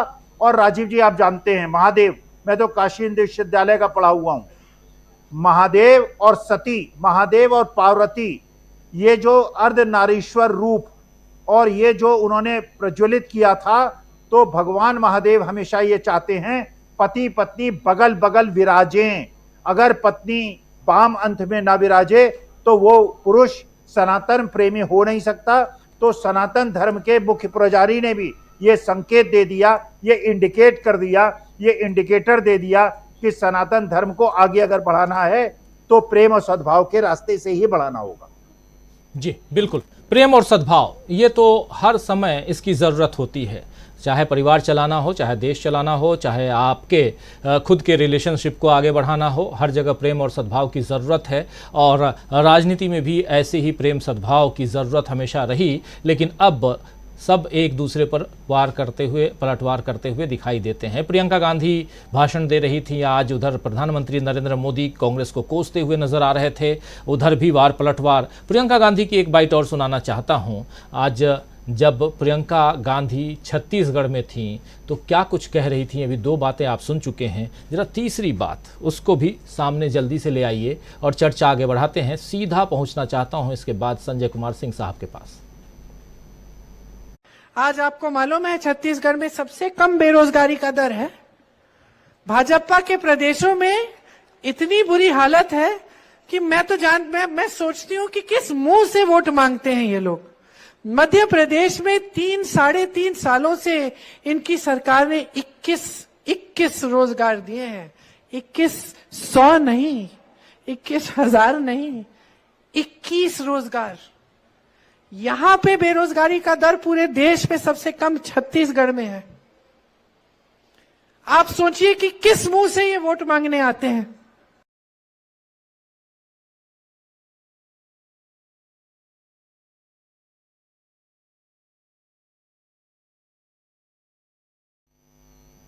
तो सुन रहे थे आप प्रियंका गांधी को। प्रियंका गांधी जहां भी जा रही हैं मुद्दों को सामने रख रही हैं और मुद्दों पर आधारित बात कर रही हैं, और ऐसे भी ज़रूरत उन्हीं मुद्दों की होती है। आखिर चुनाव से मुद्दे क्यों गायब होते जा रहे हैं संजय कुमार सिंह साहब? कांग्रेस खींच कर मुद्दों को लाती है, लेकिन यहाँ जो दूसरा दल है यानी कि बीजेपी, वो उन मुद्दों से भटकाते हुए, जनता को भटकाने की कोशिश करते हुए नजर आता है। और साथ साथ प्रधानमंत्री नरेंद्र मोदी कांग्रेस को ही कोसते हुए नजर आते हैं। क्या यही रणनीति आगे 2024 तक भी चलने वाली है, या यहाँ मुद्दों पर भी बात होगी, या फिर से जो अभी स्वामी जी थोड़ी देर पहले बता रहे थे कि अब गुजरात ही नहीं तमाम जगहों से ऐसे हम लोग देख रहे हैं कि 22 जनवरी को राम मंदिर का उद्घाटन है, और उसके बाद फिर चर्चा वही होगी राम मंदिर की, और उसी के इर्द गिर्द चुनाव लड़ने की कोशिश भाजपा करेगी। क्योंकि पिछले 10 सालों में अगर आपने क्या कुछ किया है, आप इस देश को कहां तक पहुंचा पाए हैं, इसकी चर्चा आप करेंगे तो कहीं ना कहीं फंस जाएंगे। बेरोजगारी की बात भी यहां प्रियंका गांधी रखी रही थी। बेरोजगारी के आंकड़े जो आए हैं वो बता रहे हैं कि बेरोजगारी दर भारत में लगातार बढ़ता जा रहा है। क्या कहेंगे आप? मैं इसको ऐसे देखता हूं कि अभी तक देश में ज्यादातर समय कांग्रेस का शासन रहा और बीजेपी एक प्रमुख विरोधी दल के रूप में हमेशा से रही। मैंने जनसंघ से शुरू करूं तब भी, बाद में जो के बाद पार्टी की सरकार थी उसमें भी ही मुख्य घटक था। संजय जी माफी चाहूंगा, आवाज आपकी कट रही है, थोड़ा रोकता हूं। और सीधा प्रशांत टंडन जी आपके पास, क्या किस रूप में देखते हैं आप इसको? देखिए, मुद्दों की बात राजीव जी मैंने शुरुआती यहीं से की थी कि बीजेपी का मुद्दा क्या रहेगा। बीजेपी का मुद्दा, जैसे आपने कहा कि राम मंदिर, हिंदू मुसलमान, इन्हीं मुद्दों पे वो जाएंगे। और उसके खिलाफ 2 चीजें बहुत बड़ी हो रही, जहां बीजेपी चाह कर भी एंट्री नहीं ले सकती है, जो कि सामाजिक न्याय की राजनीति है, वेलफेयरिज्म है, जिसका मजाक उड़ाते हैं मोदी साहब रेवड़ी कहकर, और कंपटीशन भी करते हैं छत्तीसगढ़ के चुनाव के मैनिफेस्टो के जरिए। और दूसरी बात, जो नया ट्रेंड दिख रहा है, जिसकी चर्चा मैं कर रहा था कि उड़ीसा से दिख रहा है, कि राम मंदिर के उद्घाटन के ठीक 5 दिन पहले वहां परिक्रमा की और एक कॉरिडोर की बात हो रही है, जो कि उड़िया संस्कृति की बात हो रही है। तो ये तमाम सारी क्षेत्रीय, भूपेश बघेल का हम लोग देख रहे हैं किस तरीके से छत्तीसगढ़ी अस्मिता को, आइडेंटिटी को, पहचान को उन्होंने एक कंस्टिट्यूंसी के रूप में डेवलप कर लिया है, जिसका मुकाबला बीजेपी नहीं कर पाई। 15 साल सरकार उनकी रही रमन सिंह की, तब भी वो इस तरफ नहीं बढ़ पाए जहां भूपेश बघेल बढ़ गए। एक और इंडिकेटर सामने आया राजीव जी, वो ये कि सुप्रीम कोर्ट ने आज संकेत दिया है कि अडानी हिंडनबर्ग के मामले में वो तारीख दे सकता है, सुनवाई कर सकता है। तो ये सारे इंडिकेटर्स है। कॉरपोरेट फाइनेंसिंग का जो मामला है, इलेक्टोरल बॉन्ड्स का मामला है, वो सुप्रीम कोर्ट का फैसला रिजर्व है। जिस दिन वो फैसला आएगा वो देश की राजनीति के लिए टर्निंग पॉइंट होगा। और जो नीतीश कुमार ने आज भाषण दिया है, ये है मुद्दे, विकास के मुद्दे, सामाजिक न्याय के मुद्दे। अभी हम लोग देख रहे हैं कि सवर्णों में बिहार से जो आज रिपोर्ट आई है कि अपर कास्ट में सवर्णों में सबसे गरीब भूमिहार समाज के लोग सामने आए हैं निकल कर आंकड़ों के हिसाब से। अब आप देखिए कि भूमिहार समाज के लोग राजनीतिक रिप्रेजेंटेशन में कितना आगे हैं। जी। मोदी साहब की सरकार में ही है, लेकिन बावजूद उसके उन्होंने अपने समाज का कल्याण नहीं किया। तो ये भी एक मुद्दा रहेगा। लेकिन जो मुख्य मुद्दे हैं, देखिए, मुद्दों की राजनीति विधानसभा के चुनाव में तय हो जाएगा। कर्नाटक में हुआ, हिमाचल की जनता ने मुद्दों के आधार पर वोट दिया, मुसलमान पे वोट नहीं दिया।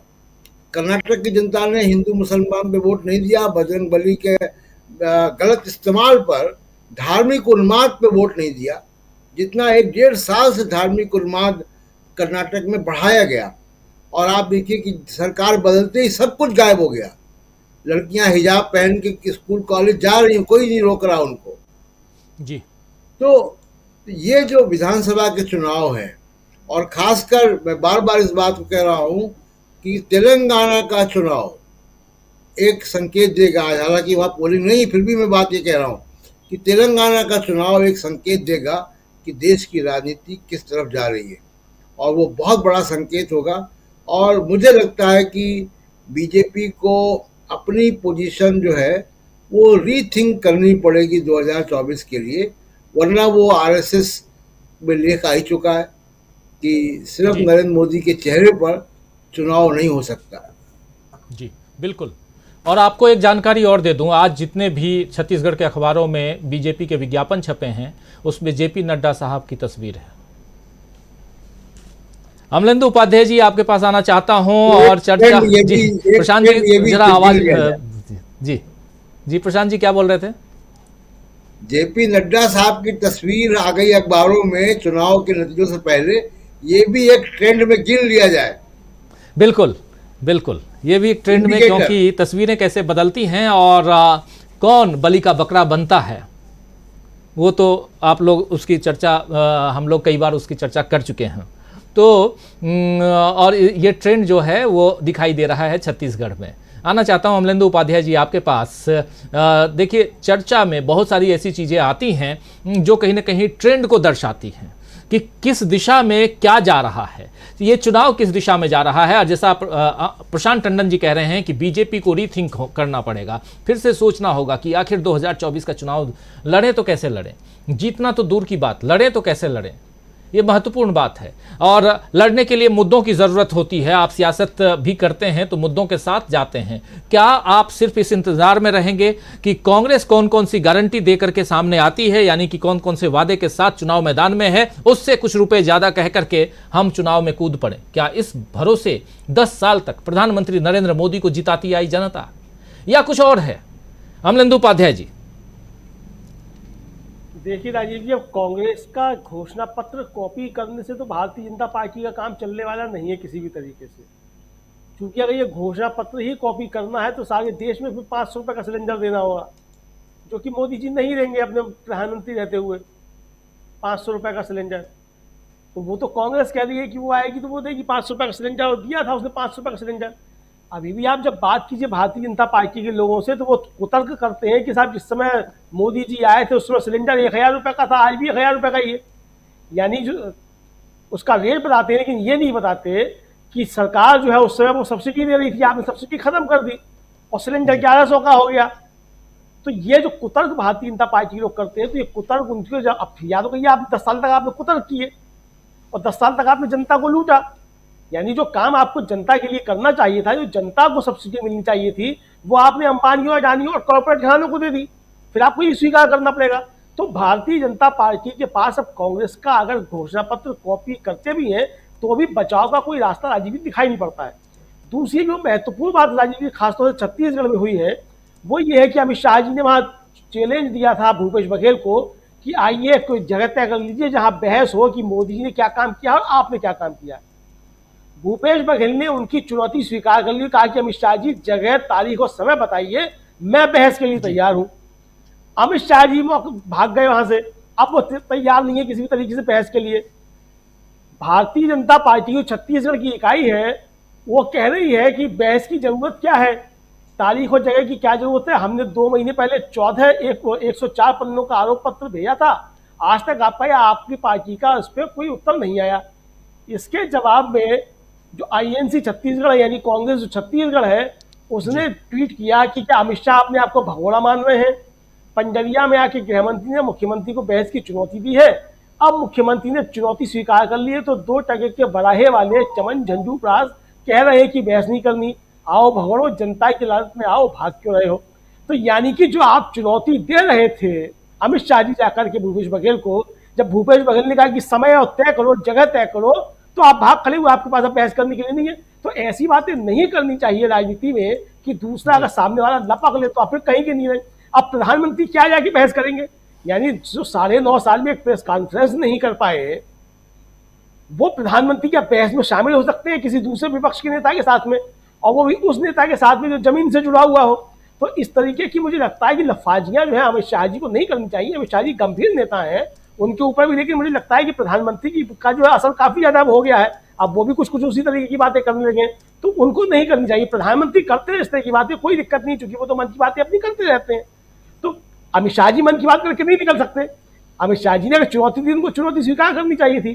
तो कुल मिलाकर के राजीव जो परिस्थितियां बन रही हैं और जिस महादेव की बात हो रही थी वो तो सब चीजें सामने आ चुकी हैं। अब यानी कि अब भारतीय जनता पार्टी को कष्ट देने वाले 2 देवता हो गए राजीव जी, एक बजरंगबली और दूसरे महादेव। अब 2 देवताओं से भारतीय जनता पार्टी कैसे निपटेगी, ये भारतीय जनता पार्टी को तय करना है, किसी और को तय नहीं करना है। क्योंकि आपने 2 देवताओं के नाम पे जो है चुनाव लड़ने की कोशिश की, 2 देवताओं को आपने बदनाम करने की कोशिश की। तो भारतीय जनता पार्टी इन देवताओं से कैसे निपटेगी, और ये देवता क्या दंड भारतीय जनता पार्टी को देंगे, ये तो देवता यानी भारतीय जनता पार्टी यानी। लेकिन जनता राजीव जी जिस रास्ते पे आ रही हो, जनता से ये सूचनाएं आ रही हैं, मुझे लगता है भारतीय जनता पार्टी के लिए सूचनाएं अच्छी नहीं है। और जैसा कि हम कह रहे हैं कि विधानसभा चुनाव में बड़ा उलटफेर है, निश्चित तौर पर राजीव जी बड़ा उलटफेर देखने को मिलेगा। और मैं अभी देख रहा हूँ कि राजस्थान के कुछ ज्योतिषी हैं, उनका एक समूह है, उसने भी ट्वीट किया है थोड़ी देर पहले, घोषणा कर दी है राजस्थान के लिए कि कांग्रेस 105 सीटें जीत रही है, भारतीय जनता पार्टी 85 जीत रही है और अन्य 10 जीत रहे हैं। अब ये जोशी भी इस तरह की बातें करने लग गए। तो भारतीय जनता पार्टी को ना धर्म से कोई कुछ मिलने वाला है, ना जोशियों से कुछ मिलने वाला है, तो मिलेगा किससे, भारतीय जनता पार्टी तय करेगी। जी, किससे मिलेगा, किससे वोट और किससे सीटें और किससे जीत, ये बड़ा सवाल है। और यहीं से शुरुआत होती है कि कौन जीत रहा है, कौन हार रहा है। एक बार फिर से संजय कुमार सिंह साहब आपके पास आना चाहता हूं। आपका वीडियो काफ़ी मैं देख रहा हूं, बहुत देर से आना चाहता हूं आपके पास भी, और हमारे साथी प्रमोद अग्रवाल जी के पास भी। प्रमोद अग्रवाल जी की आवाज़ डाउन हो जा रही है, मतलब काफ़ी ब्लिंक हो रही है, उनकी आवाज़ अप एंड डाउन हो रही है, लेकिन आपका वीडियो भी डाउन है, इसलिए थोड़ी सी दिक्कत है। लेकिन एक बार फिर से कोशिश करता हूं, लेकिन दिख रहा है कि वीडियो डाउन है फिर भी। कैसे आप देखते हैं जो अभी अमलिंदु उपाध्याय जी कह रहे थे, संजय कुमार सिंह साहब, कि भारतीय जनता पार्टी को यानी बीजेपी को जाति धर्म की बात तो प्रधानमंत्री नरेंद्र मोदी खूब करते आए, ओबीसी की जब बात आई तो वो कह रहे थे कि यहाँ एक ही जाति है और वो जाति, उस जाति का नाम है गरीब। याद कीजिए, उन्होंने भाषण दिया था कि हिंदुस्तान में एक ही जाति है, उस जाति का नाम है गरीब, और इस पर भी कांग्रेस के लोग ध्यान नहीं देते हैं। लेकिन दूसरी तरफ वो पहुंचते हैं छत्तीसगढ़, देखते हैं अरे यहाँ तो जाति के नाम पे दूसरी लड़ाई चल रही है, तो बोलते हैं कि देखो ये लोग ओबीसी के लिए क्या किए, मैं ओबीसी ही नहीं, मैं साहू हूँ।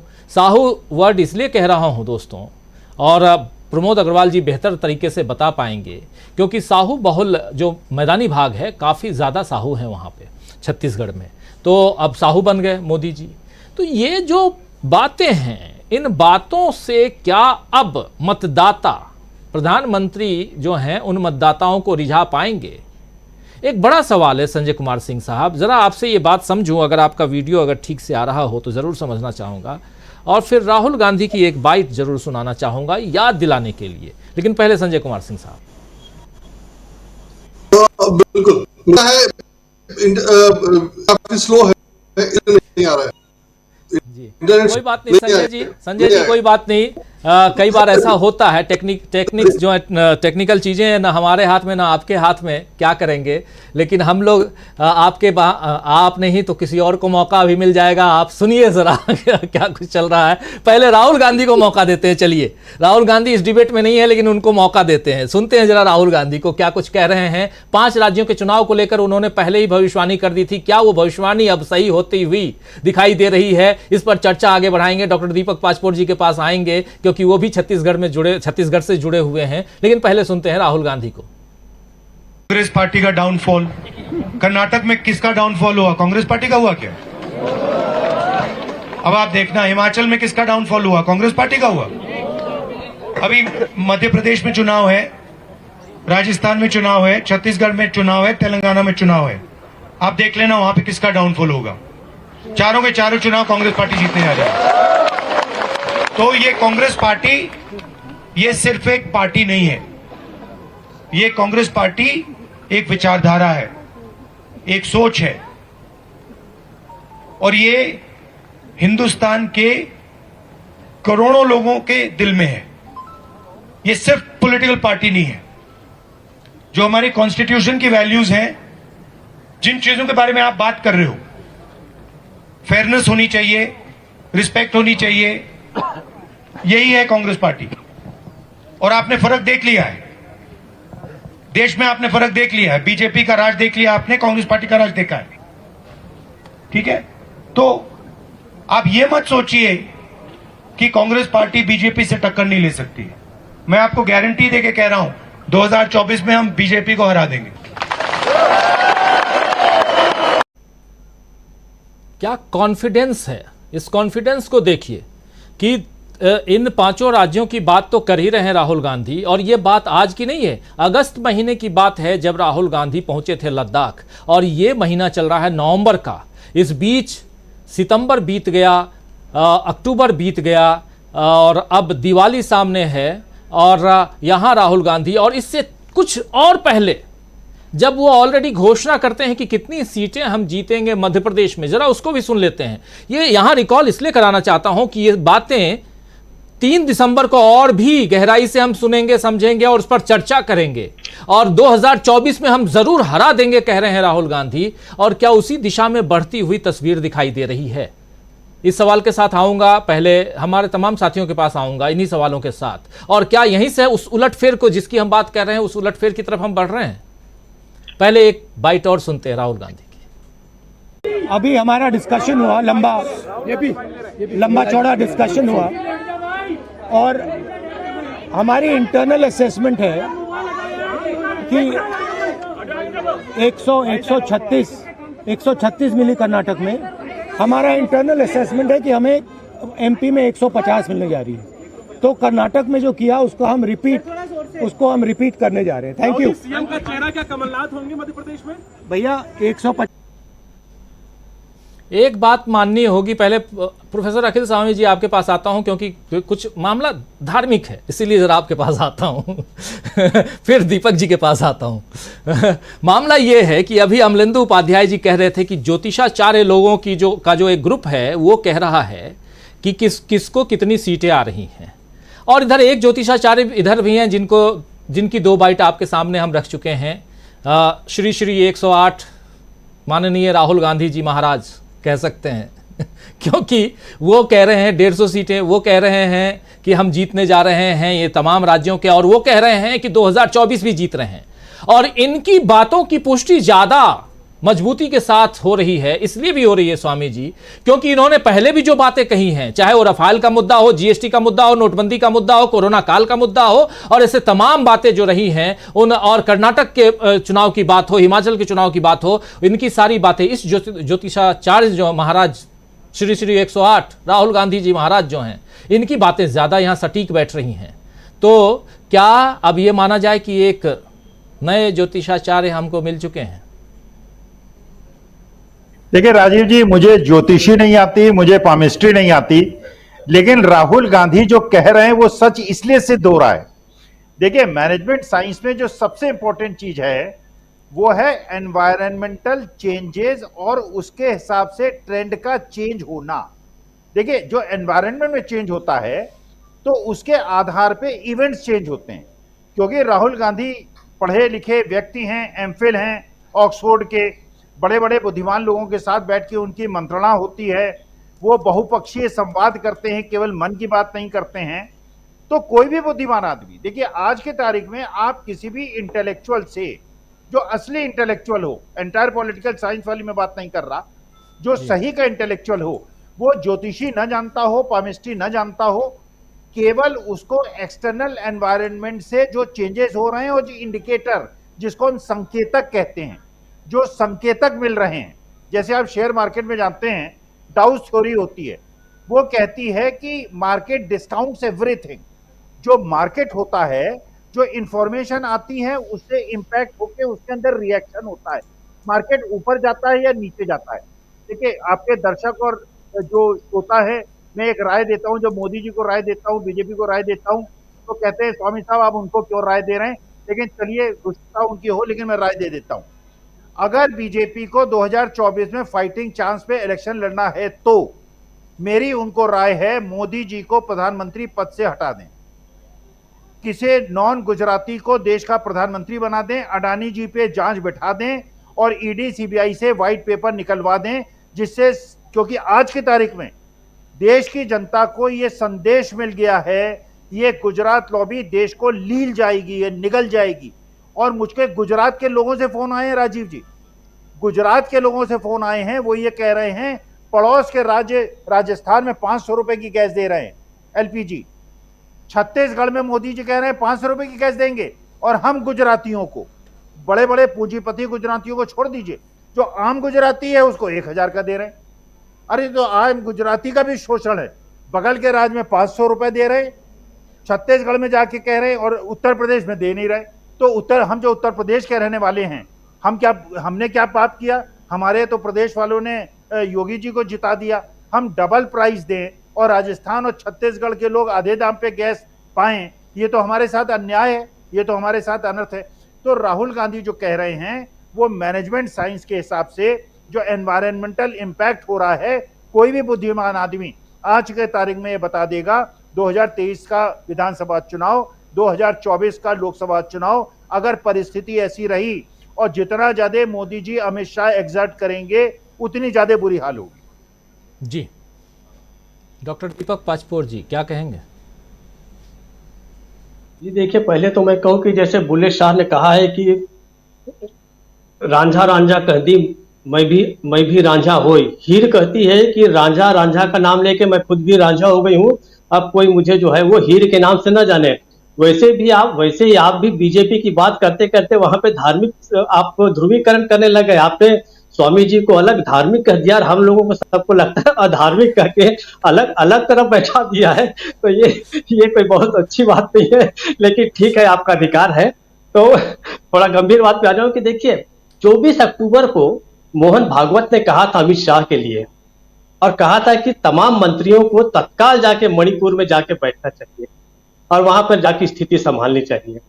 24 अक्टूबर से अभी तक का हाल हो गया है, वहां तक कोई भी नहीं फटका है, केंद्रीय मंत्री में से कोई नहीं गया, खुद अमित शाह नहीं गए हैं। तो आप ये जान लीजिए कि न तो मणिपुर जा पा रहे हैं और न ही मिजोरम जा पा रहे हैं। जिस तरीके से हम कांग्रेस के उत्साह के दृष्टिकोण से हम इस तमाम चुनावी चीजों का जो समीक्षा कर रहे हैं, वैसे हमें ये भी देखना होगा कि भारतीय जनता पार्टी क्या पूरी की पूरी सरकार किस प्रकार से घबराई हुई है कि वो मणिपुर मतलब मोहन भागवत के आदेशों का अभी तक पालन नहीं हुआ है। ये मैं लोगों के ध्यान में लाना चाहता हूं। उस बात को भी होके कम से कम 15 दिन हो गए, वरना कायदे से तो मोहन भागवत जी के आदेश के बाद दूसरे तीसरे दिन ही मंत्रिमंडल को जाकर वहां पर बैठ जाना चाहिए था। अब इसका असर क्या होगा? इसका असर फिलहाल मिजोरम पे तो दिख ही रहा है कि किस तरीके से कांग्रेस वहां मजबूत हो रही है। इसका व्यापक असर जो होगा वो इस तरीके से होगा कि नॉर्थ ईस्ट में जो थोड़ा बहुत जो घुसने की कोशिश कर रही थी, असम में तो ठीक है, उनकी स्थिति अच्छी है भारतीय जनता पार्टी की, लेकिन नॉर्थ ईस्ट के पूर्वोत्तर राज्यों के जो दरवाजे हैं वो भी भारतीय जनता पार्टी के लिए धीरे धीरे इसलिए बंद हो जाएंगे क्योंकि वहां पर अब लोगों को पता चल गया है कि हमारी जो धार्मिक स्वतंत्रता है और हमारी जो तमाम जो क्षेत्रीय पहचान है वो भारतीय जनता पार्टी पूरे की पूरी नष्ट कर देगी।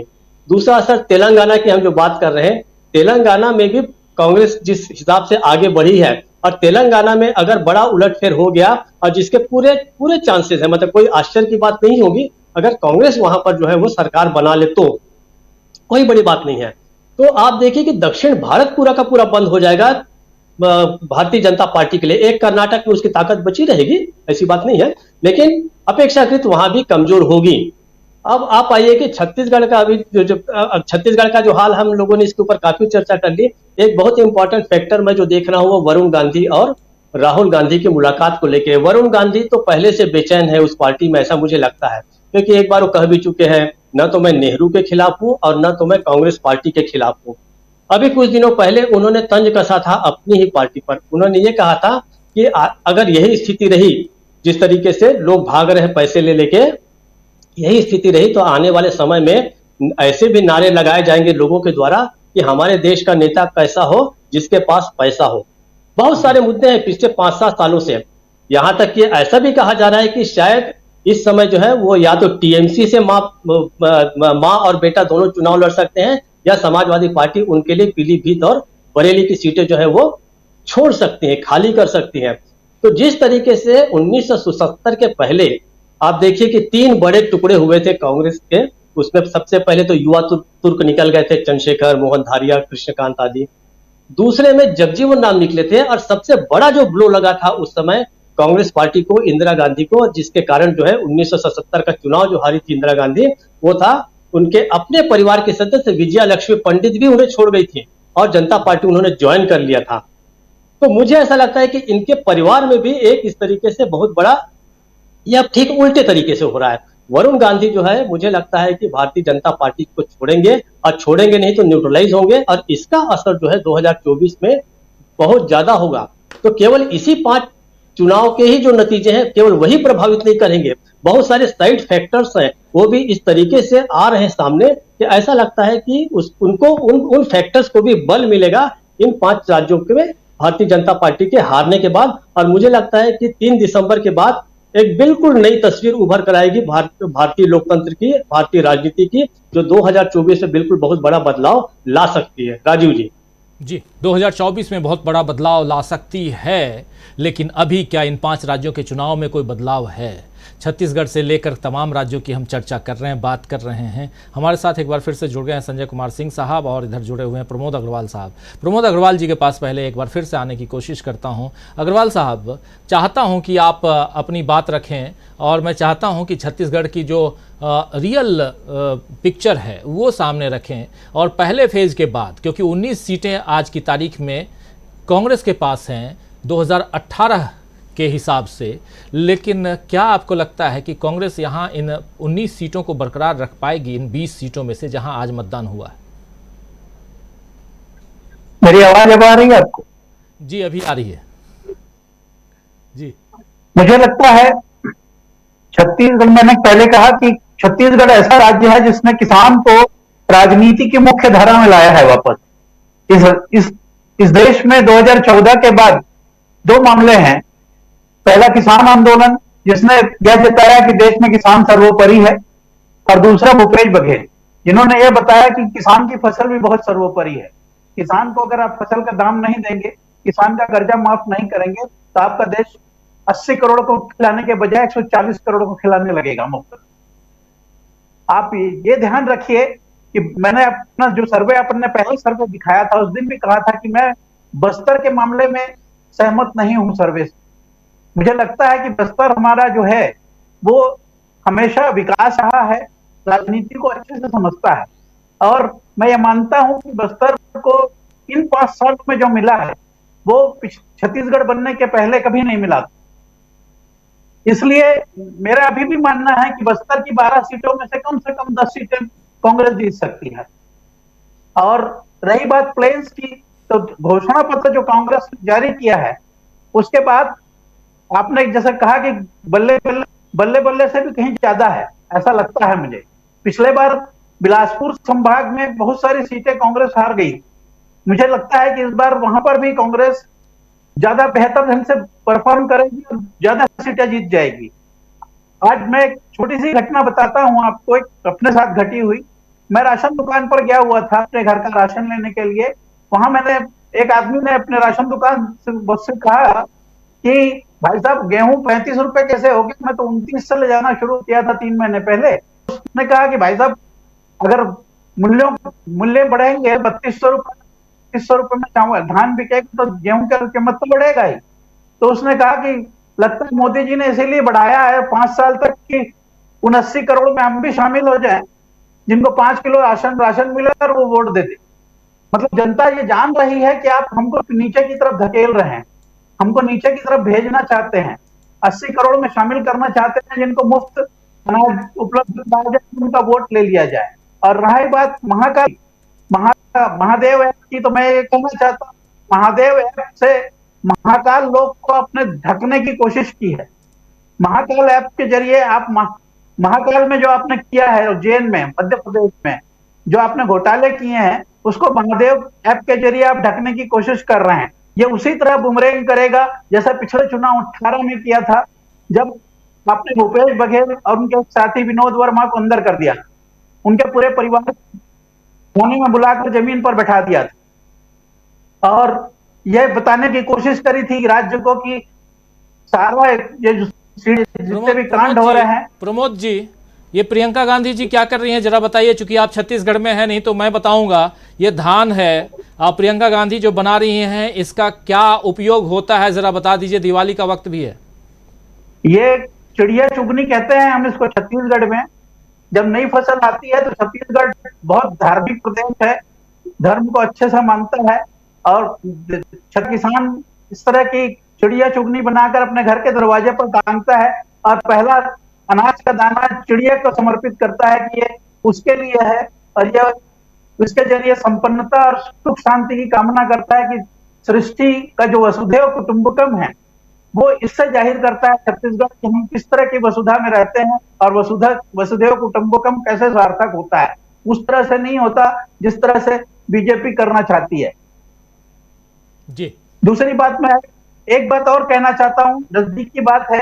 मैंने कहा था कि रमन सिंह पहली बार चुनाव लड़ रहे हैं किसी ओबीसी कैंडिडेट के खिलाफ, उनका चुनाव फंसा हुआ, निश्चित रूप से फंसा हुआ है। खबर यह भी आई है मुझे कि रमन सिंह जी अब बीमार पड़ गए हैं। वो इसलिए ऐसा लग रहा है कि वो राज्य में कहीं जाना नहीं चाहते चुनाव प्रचार में, क्योंकि उनका चुनाव समाप्त हो गया है और उनको मालूम है कि परिणाम क्या आने वाला है और वो हार की जिम्मेदारी उनके उठाते नहीं है। इसलिए शायद वो बीमार पड़ने का ढोंग कर रहे हैं कि अब उनको कहीं और राज्य में पड़े। जी बिल्कुल। अंतिम बात मैं कहना चाहता हूं घरानों के मिलन की। तो जो हुआ है केदारनाथ में वो बहुत संभव था, पहले भी संभव था, अब तो निश्चित है। लेकिन ये वो ऊर्जा है जो एक साथ जब मिल जाएगी तो एक ऐसी ज्वाला बनेगी जो 1977 को दोहराएगी। इमरजेंसी के अहंकार के बाद जो हाल कांग्रेस का हुआ था, वही हाल भारतीय जनता पार्टी का भी, इस अहंकार का भी होने जा रहा है। आप ये बात लिख कर रख सकते हैं। आने वाले कल में शायद जब हम समीक्षा करेंगे कभी, तो आप इस बात को देखेंगे कि भारतीय जनता पार्टी के भी कई टुकड़े होंगे, कई बड़े नेता उस पार्टी को छोड़ देंगे और जो हाल 77 में हुआ था कि दुनिया में एक प्रधानमंत्री अपनी सीट पर चुनाव हार गया था, शायद वही हाल 2024 में भी होगा, वही इतिहास आ जाएगा। जी बिल्कुल, हिस्ट्री रिपीट्स इटसेल्फ कहते हैं, इतिहास खुद को दोहराता है। क्या इतिहास दोहराने की तरफ है?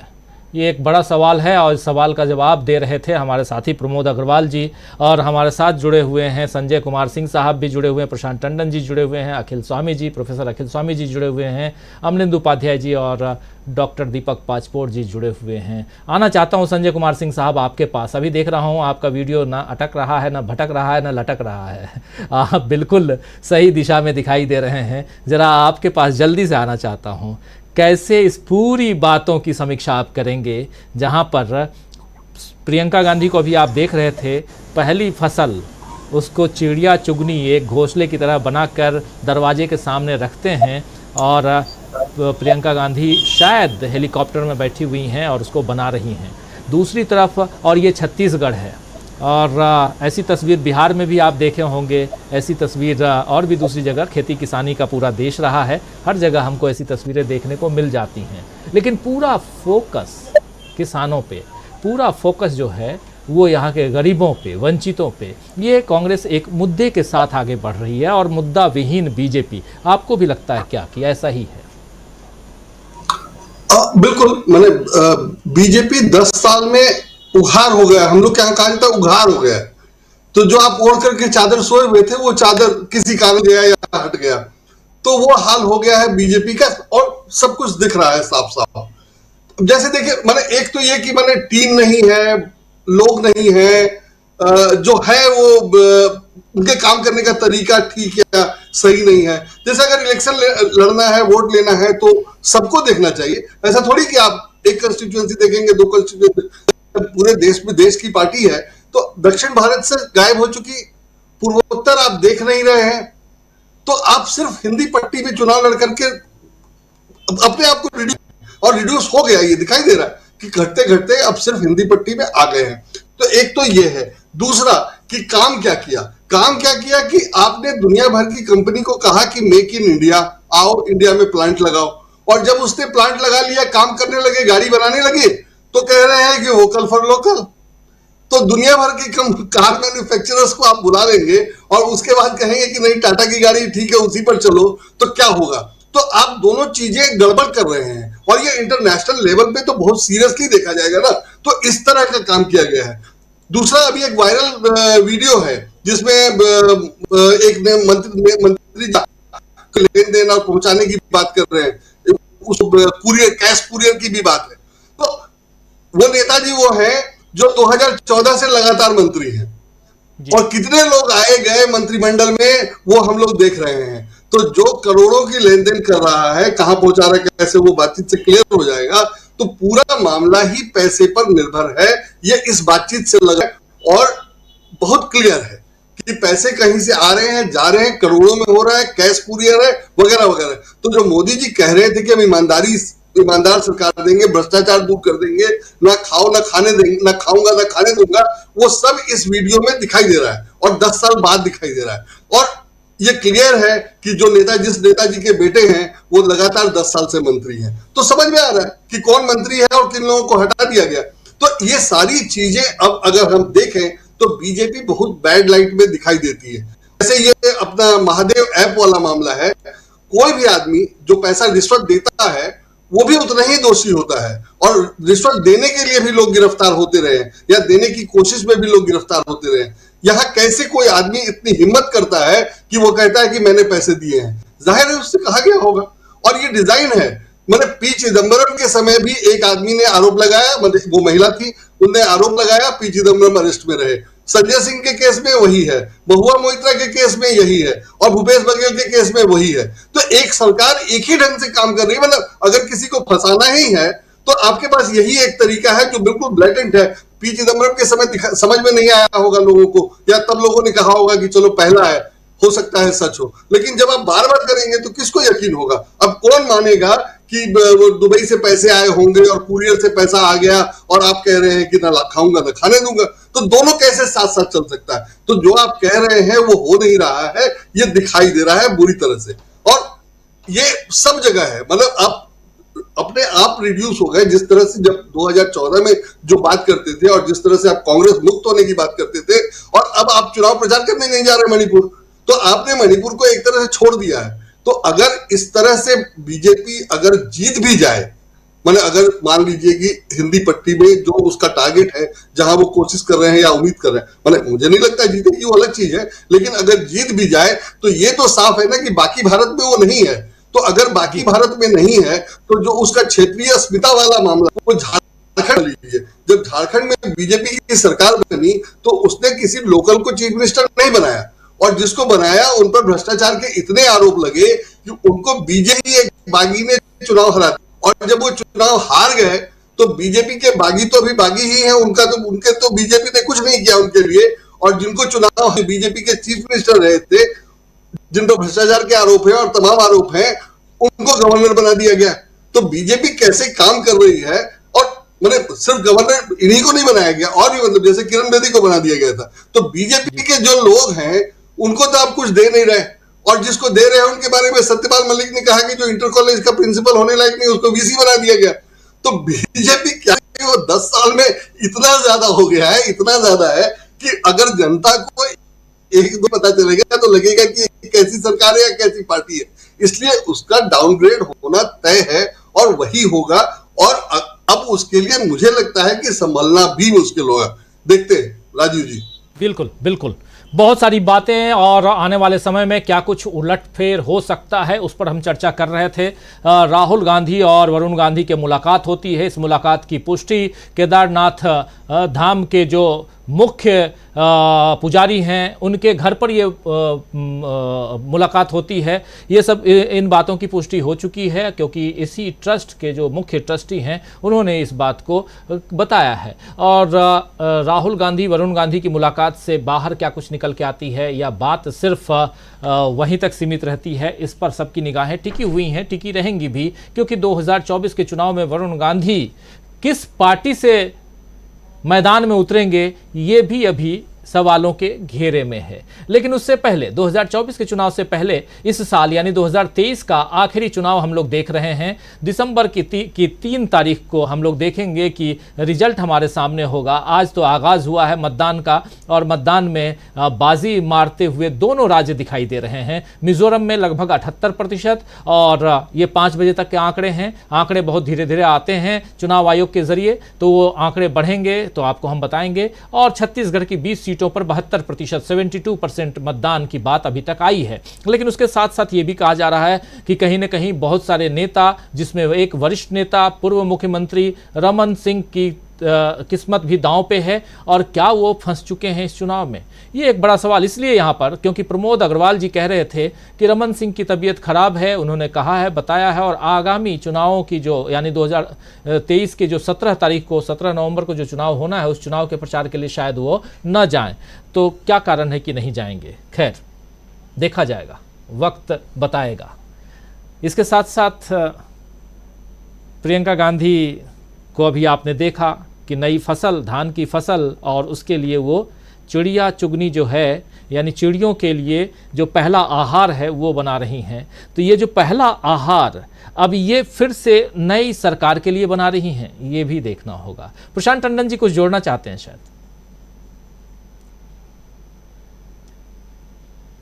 मैं वही छत्तीसगढ़ अस्मिता की बात कर रहा था। ये तस्वीर बड़ा एक संदेश भेजती है। और कुछ दिन पहले छत्तीसगढ़ में, राजीव जी आप जानते होंगे, बांस के ऊपर चलने की एक कला है, और वो पुराने जमाने में एक गांव से दूसरे गांव जाने के लिए भी इस्तेमाल होती थी, जिसको गेड़ी बोलते हैं, गेड़ी। तो भूपेश बघेल गेड़ी पे चलना जानते हैं, और उन्होंने गेड़ी पे चल कर दिखाया भी। और अब प्रियंका गांधी का ये चिड़िया चुगनी बनाना, मैं इसी की बात कर रहा था कि ये जो क्षेत्रीय पहचान है, क्षेत्रीय जो सांस्कृतिक पहचान है राज्यों की, और खासकर आदिवासी क्षेत्रों की, इसको मुख्य धारा में लाना और उसमें एक पॉलिटिकल नैरेटिव खड़ा करना, और ये कोई बुरी बात नहीं है, ये अच्छी बात है कि जिसको कहा जाता है कि भारत विविधताओं का देश है। हिंदू मुसलमान के झगड़े उठाकर लाकर राजनीति करने से तो 1 लाख गुना अच्छा है कि इस तरीके की क्षेत्रीय जो विषम वो है, खूबसूरती है अलग अलग राज्यों की, उनको आगे बढ़ाया जाए। तो ये संदेश जो है ना, ये बड़ा मतलब छत्तीसगढ़ के लोगों को ये संदेश जाएगा कि जिस तरीके से प्रियंका गांधी बना रही हैं, या भूपेश बघेल तो तमाम ऐसी चीज़ें करते रहते हैं, और वो गेड़ी पे चलना भी जानते हैं, ये भी एक कमाल की बात है। राजीव जी जी बिल्कुल। तो छत्तीसगढ़ की जो सामाजिक परिपाटी है, और जिस प्रकार से जिन चीज़ों से छत्तीसगढ़ की पहचान है, उस पहचान को बरकरार रखने की कोशिश वहाँ की कांग्रेस सरकार करती आ रही है। पिछले 5 सालों में आपने देखा कि वो तमाम त्यौहार, तीज त्यौहार जो है वो छत्तीसगढ़ के मुख्यमंत्री भूपेश बघेल के बंगले से ही इसकी शुरुआत होती है। और इसके बारे में बहुत सारी खबरें आप लोग पढ़ भी चुके होंगे। क्या छत्तीसगढ़ी अस्मिता को बढ़ाने की बात जो हमेशा करते रहे हैं भूपेश बघेल, उनके कई सारे पॉजिटिव जो एस्पेक्ट्स हैं उसमें से एक वो भी है। और अगर ऐसा है तो जैसा कह रहे हैं कि अब की बार 75 के पार हो सकता है कि वो पूरा हो जाए, ये भी हो सकता है। लेकिन कुछ भी हो सकता है और जो भी होगा हम 3 तारीख को आपके सामने रखेंगे ही। उससे पहले 17 तारीख को 70 सीटों पे छत्तीसगढ़ में, 230 सीटों पर मध्य प्रदेश में चुनाव है। और जो भी हमारे साथी छत्तीसगढ़ और मध्य प्रदेश से इस प्रोग्राम को आज अभी इस वक्त देख रहे हैं, वो अपने अपने एरिया में उस दिन यानी 17 तारीख को मतदान के लिए ज़रूर जाएं। उसके बाद फिर राजस्थान की बारी, एक चरण में राजस्थान में भी बहुत गहमा गहमी है। और 30 नवंबर को विस्फोट होने जा रहा है, ये तय मानिए। विस्फोट ये कि जनता अभी जिस प्रकार कांग्रेस की सभाओं में दिखाई देती है, अगर वो बाहर निकल के आ जाए उस हिसाब से, तो फिर तो 119 में से कितनी सीटें आएंगी कांग्रेस पार्टी को आप समझ सकते हैं। चाहे आप ए टीम रहिए बोलिए या बी टीम बोलिए या सी टीम बोलिए, परिस्थितियां बहुत बदल जाएंगी। क्या ऐसा होगा तेलंगाना में? ये भी 3 तारीख को। आज इस कार्यक्रम को समाप्त करने की इजाज़त चाहता हूं। बहुत बहुत शुक्रिया अदा करना चाहता हूं प्रशांत टंडन जी, आपका बहुत बहुत शुक्रिया अदा करना चाहता हूं संजय कुमार सिंह साहब, प्रमोद अग्रवाल जी, हमारे साथी दीपक पाचपोर जी और अमलेंदु उपाध्याय जी। बहुत सारी बातें हम लोगों ने की और आप लोगों का बहुत शुक्रिया कि आप लोगों ने उसमें हिस्सा लिया, अपनी सहभागिता दिखाई। और हमारे साथी जुड़े हुए थे प्रोफेसर अखिल स्वामी जी और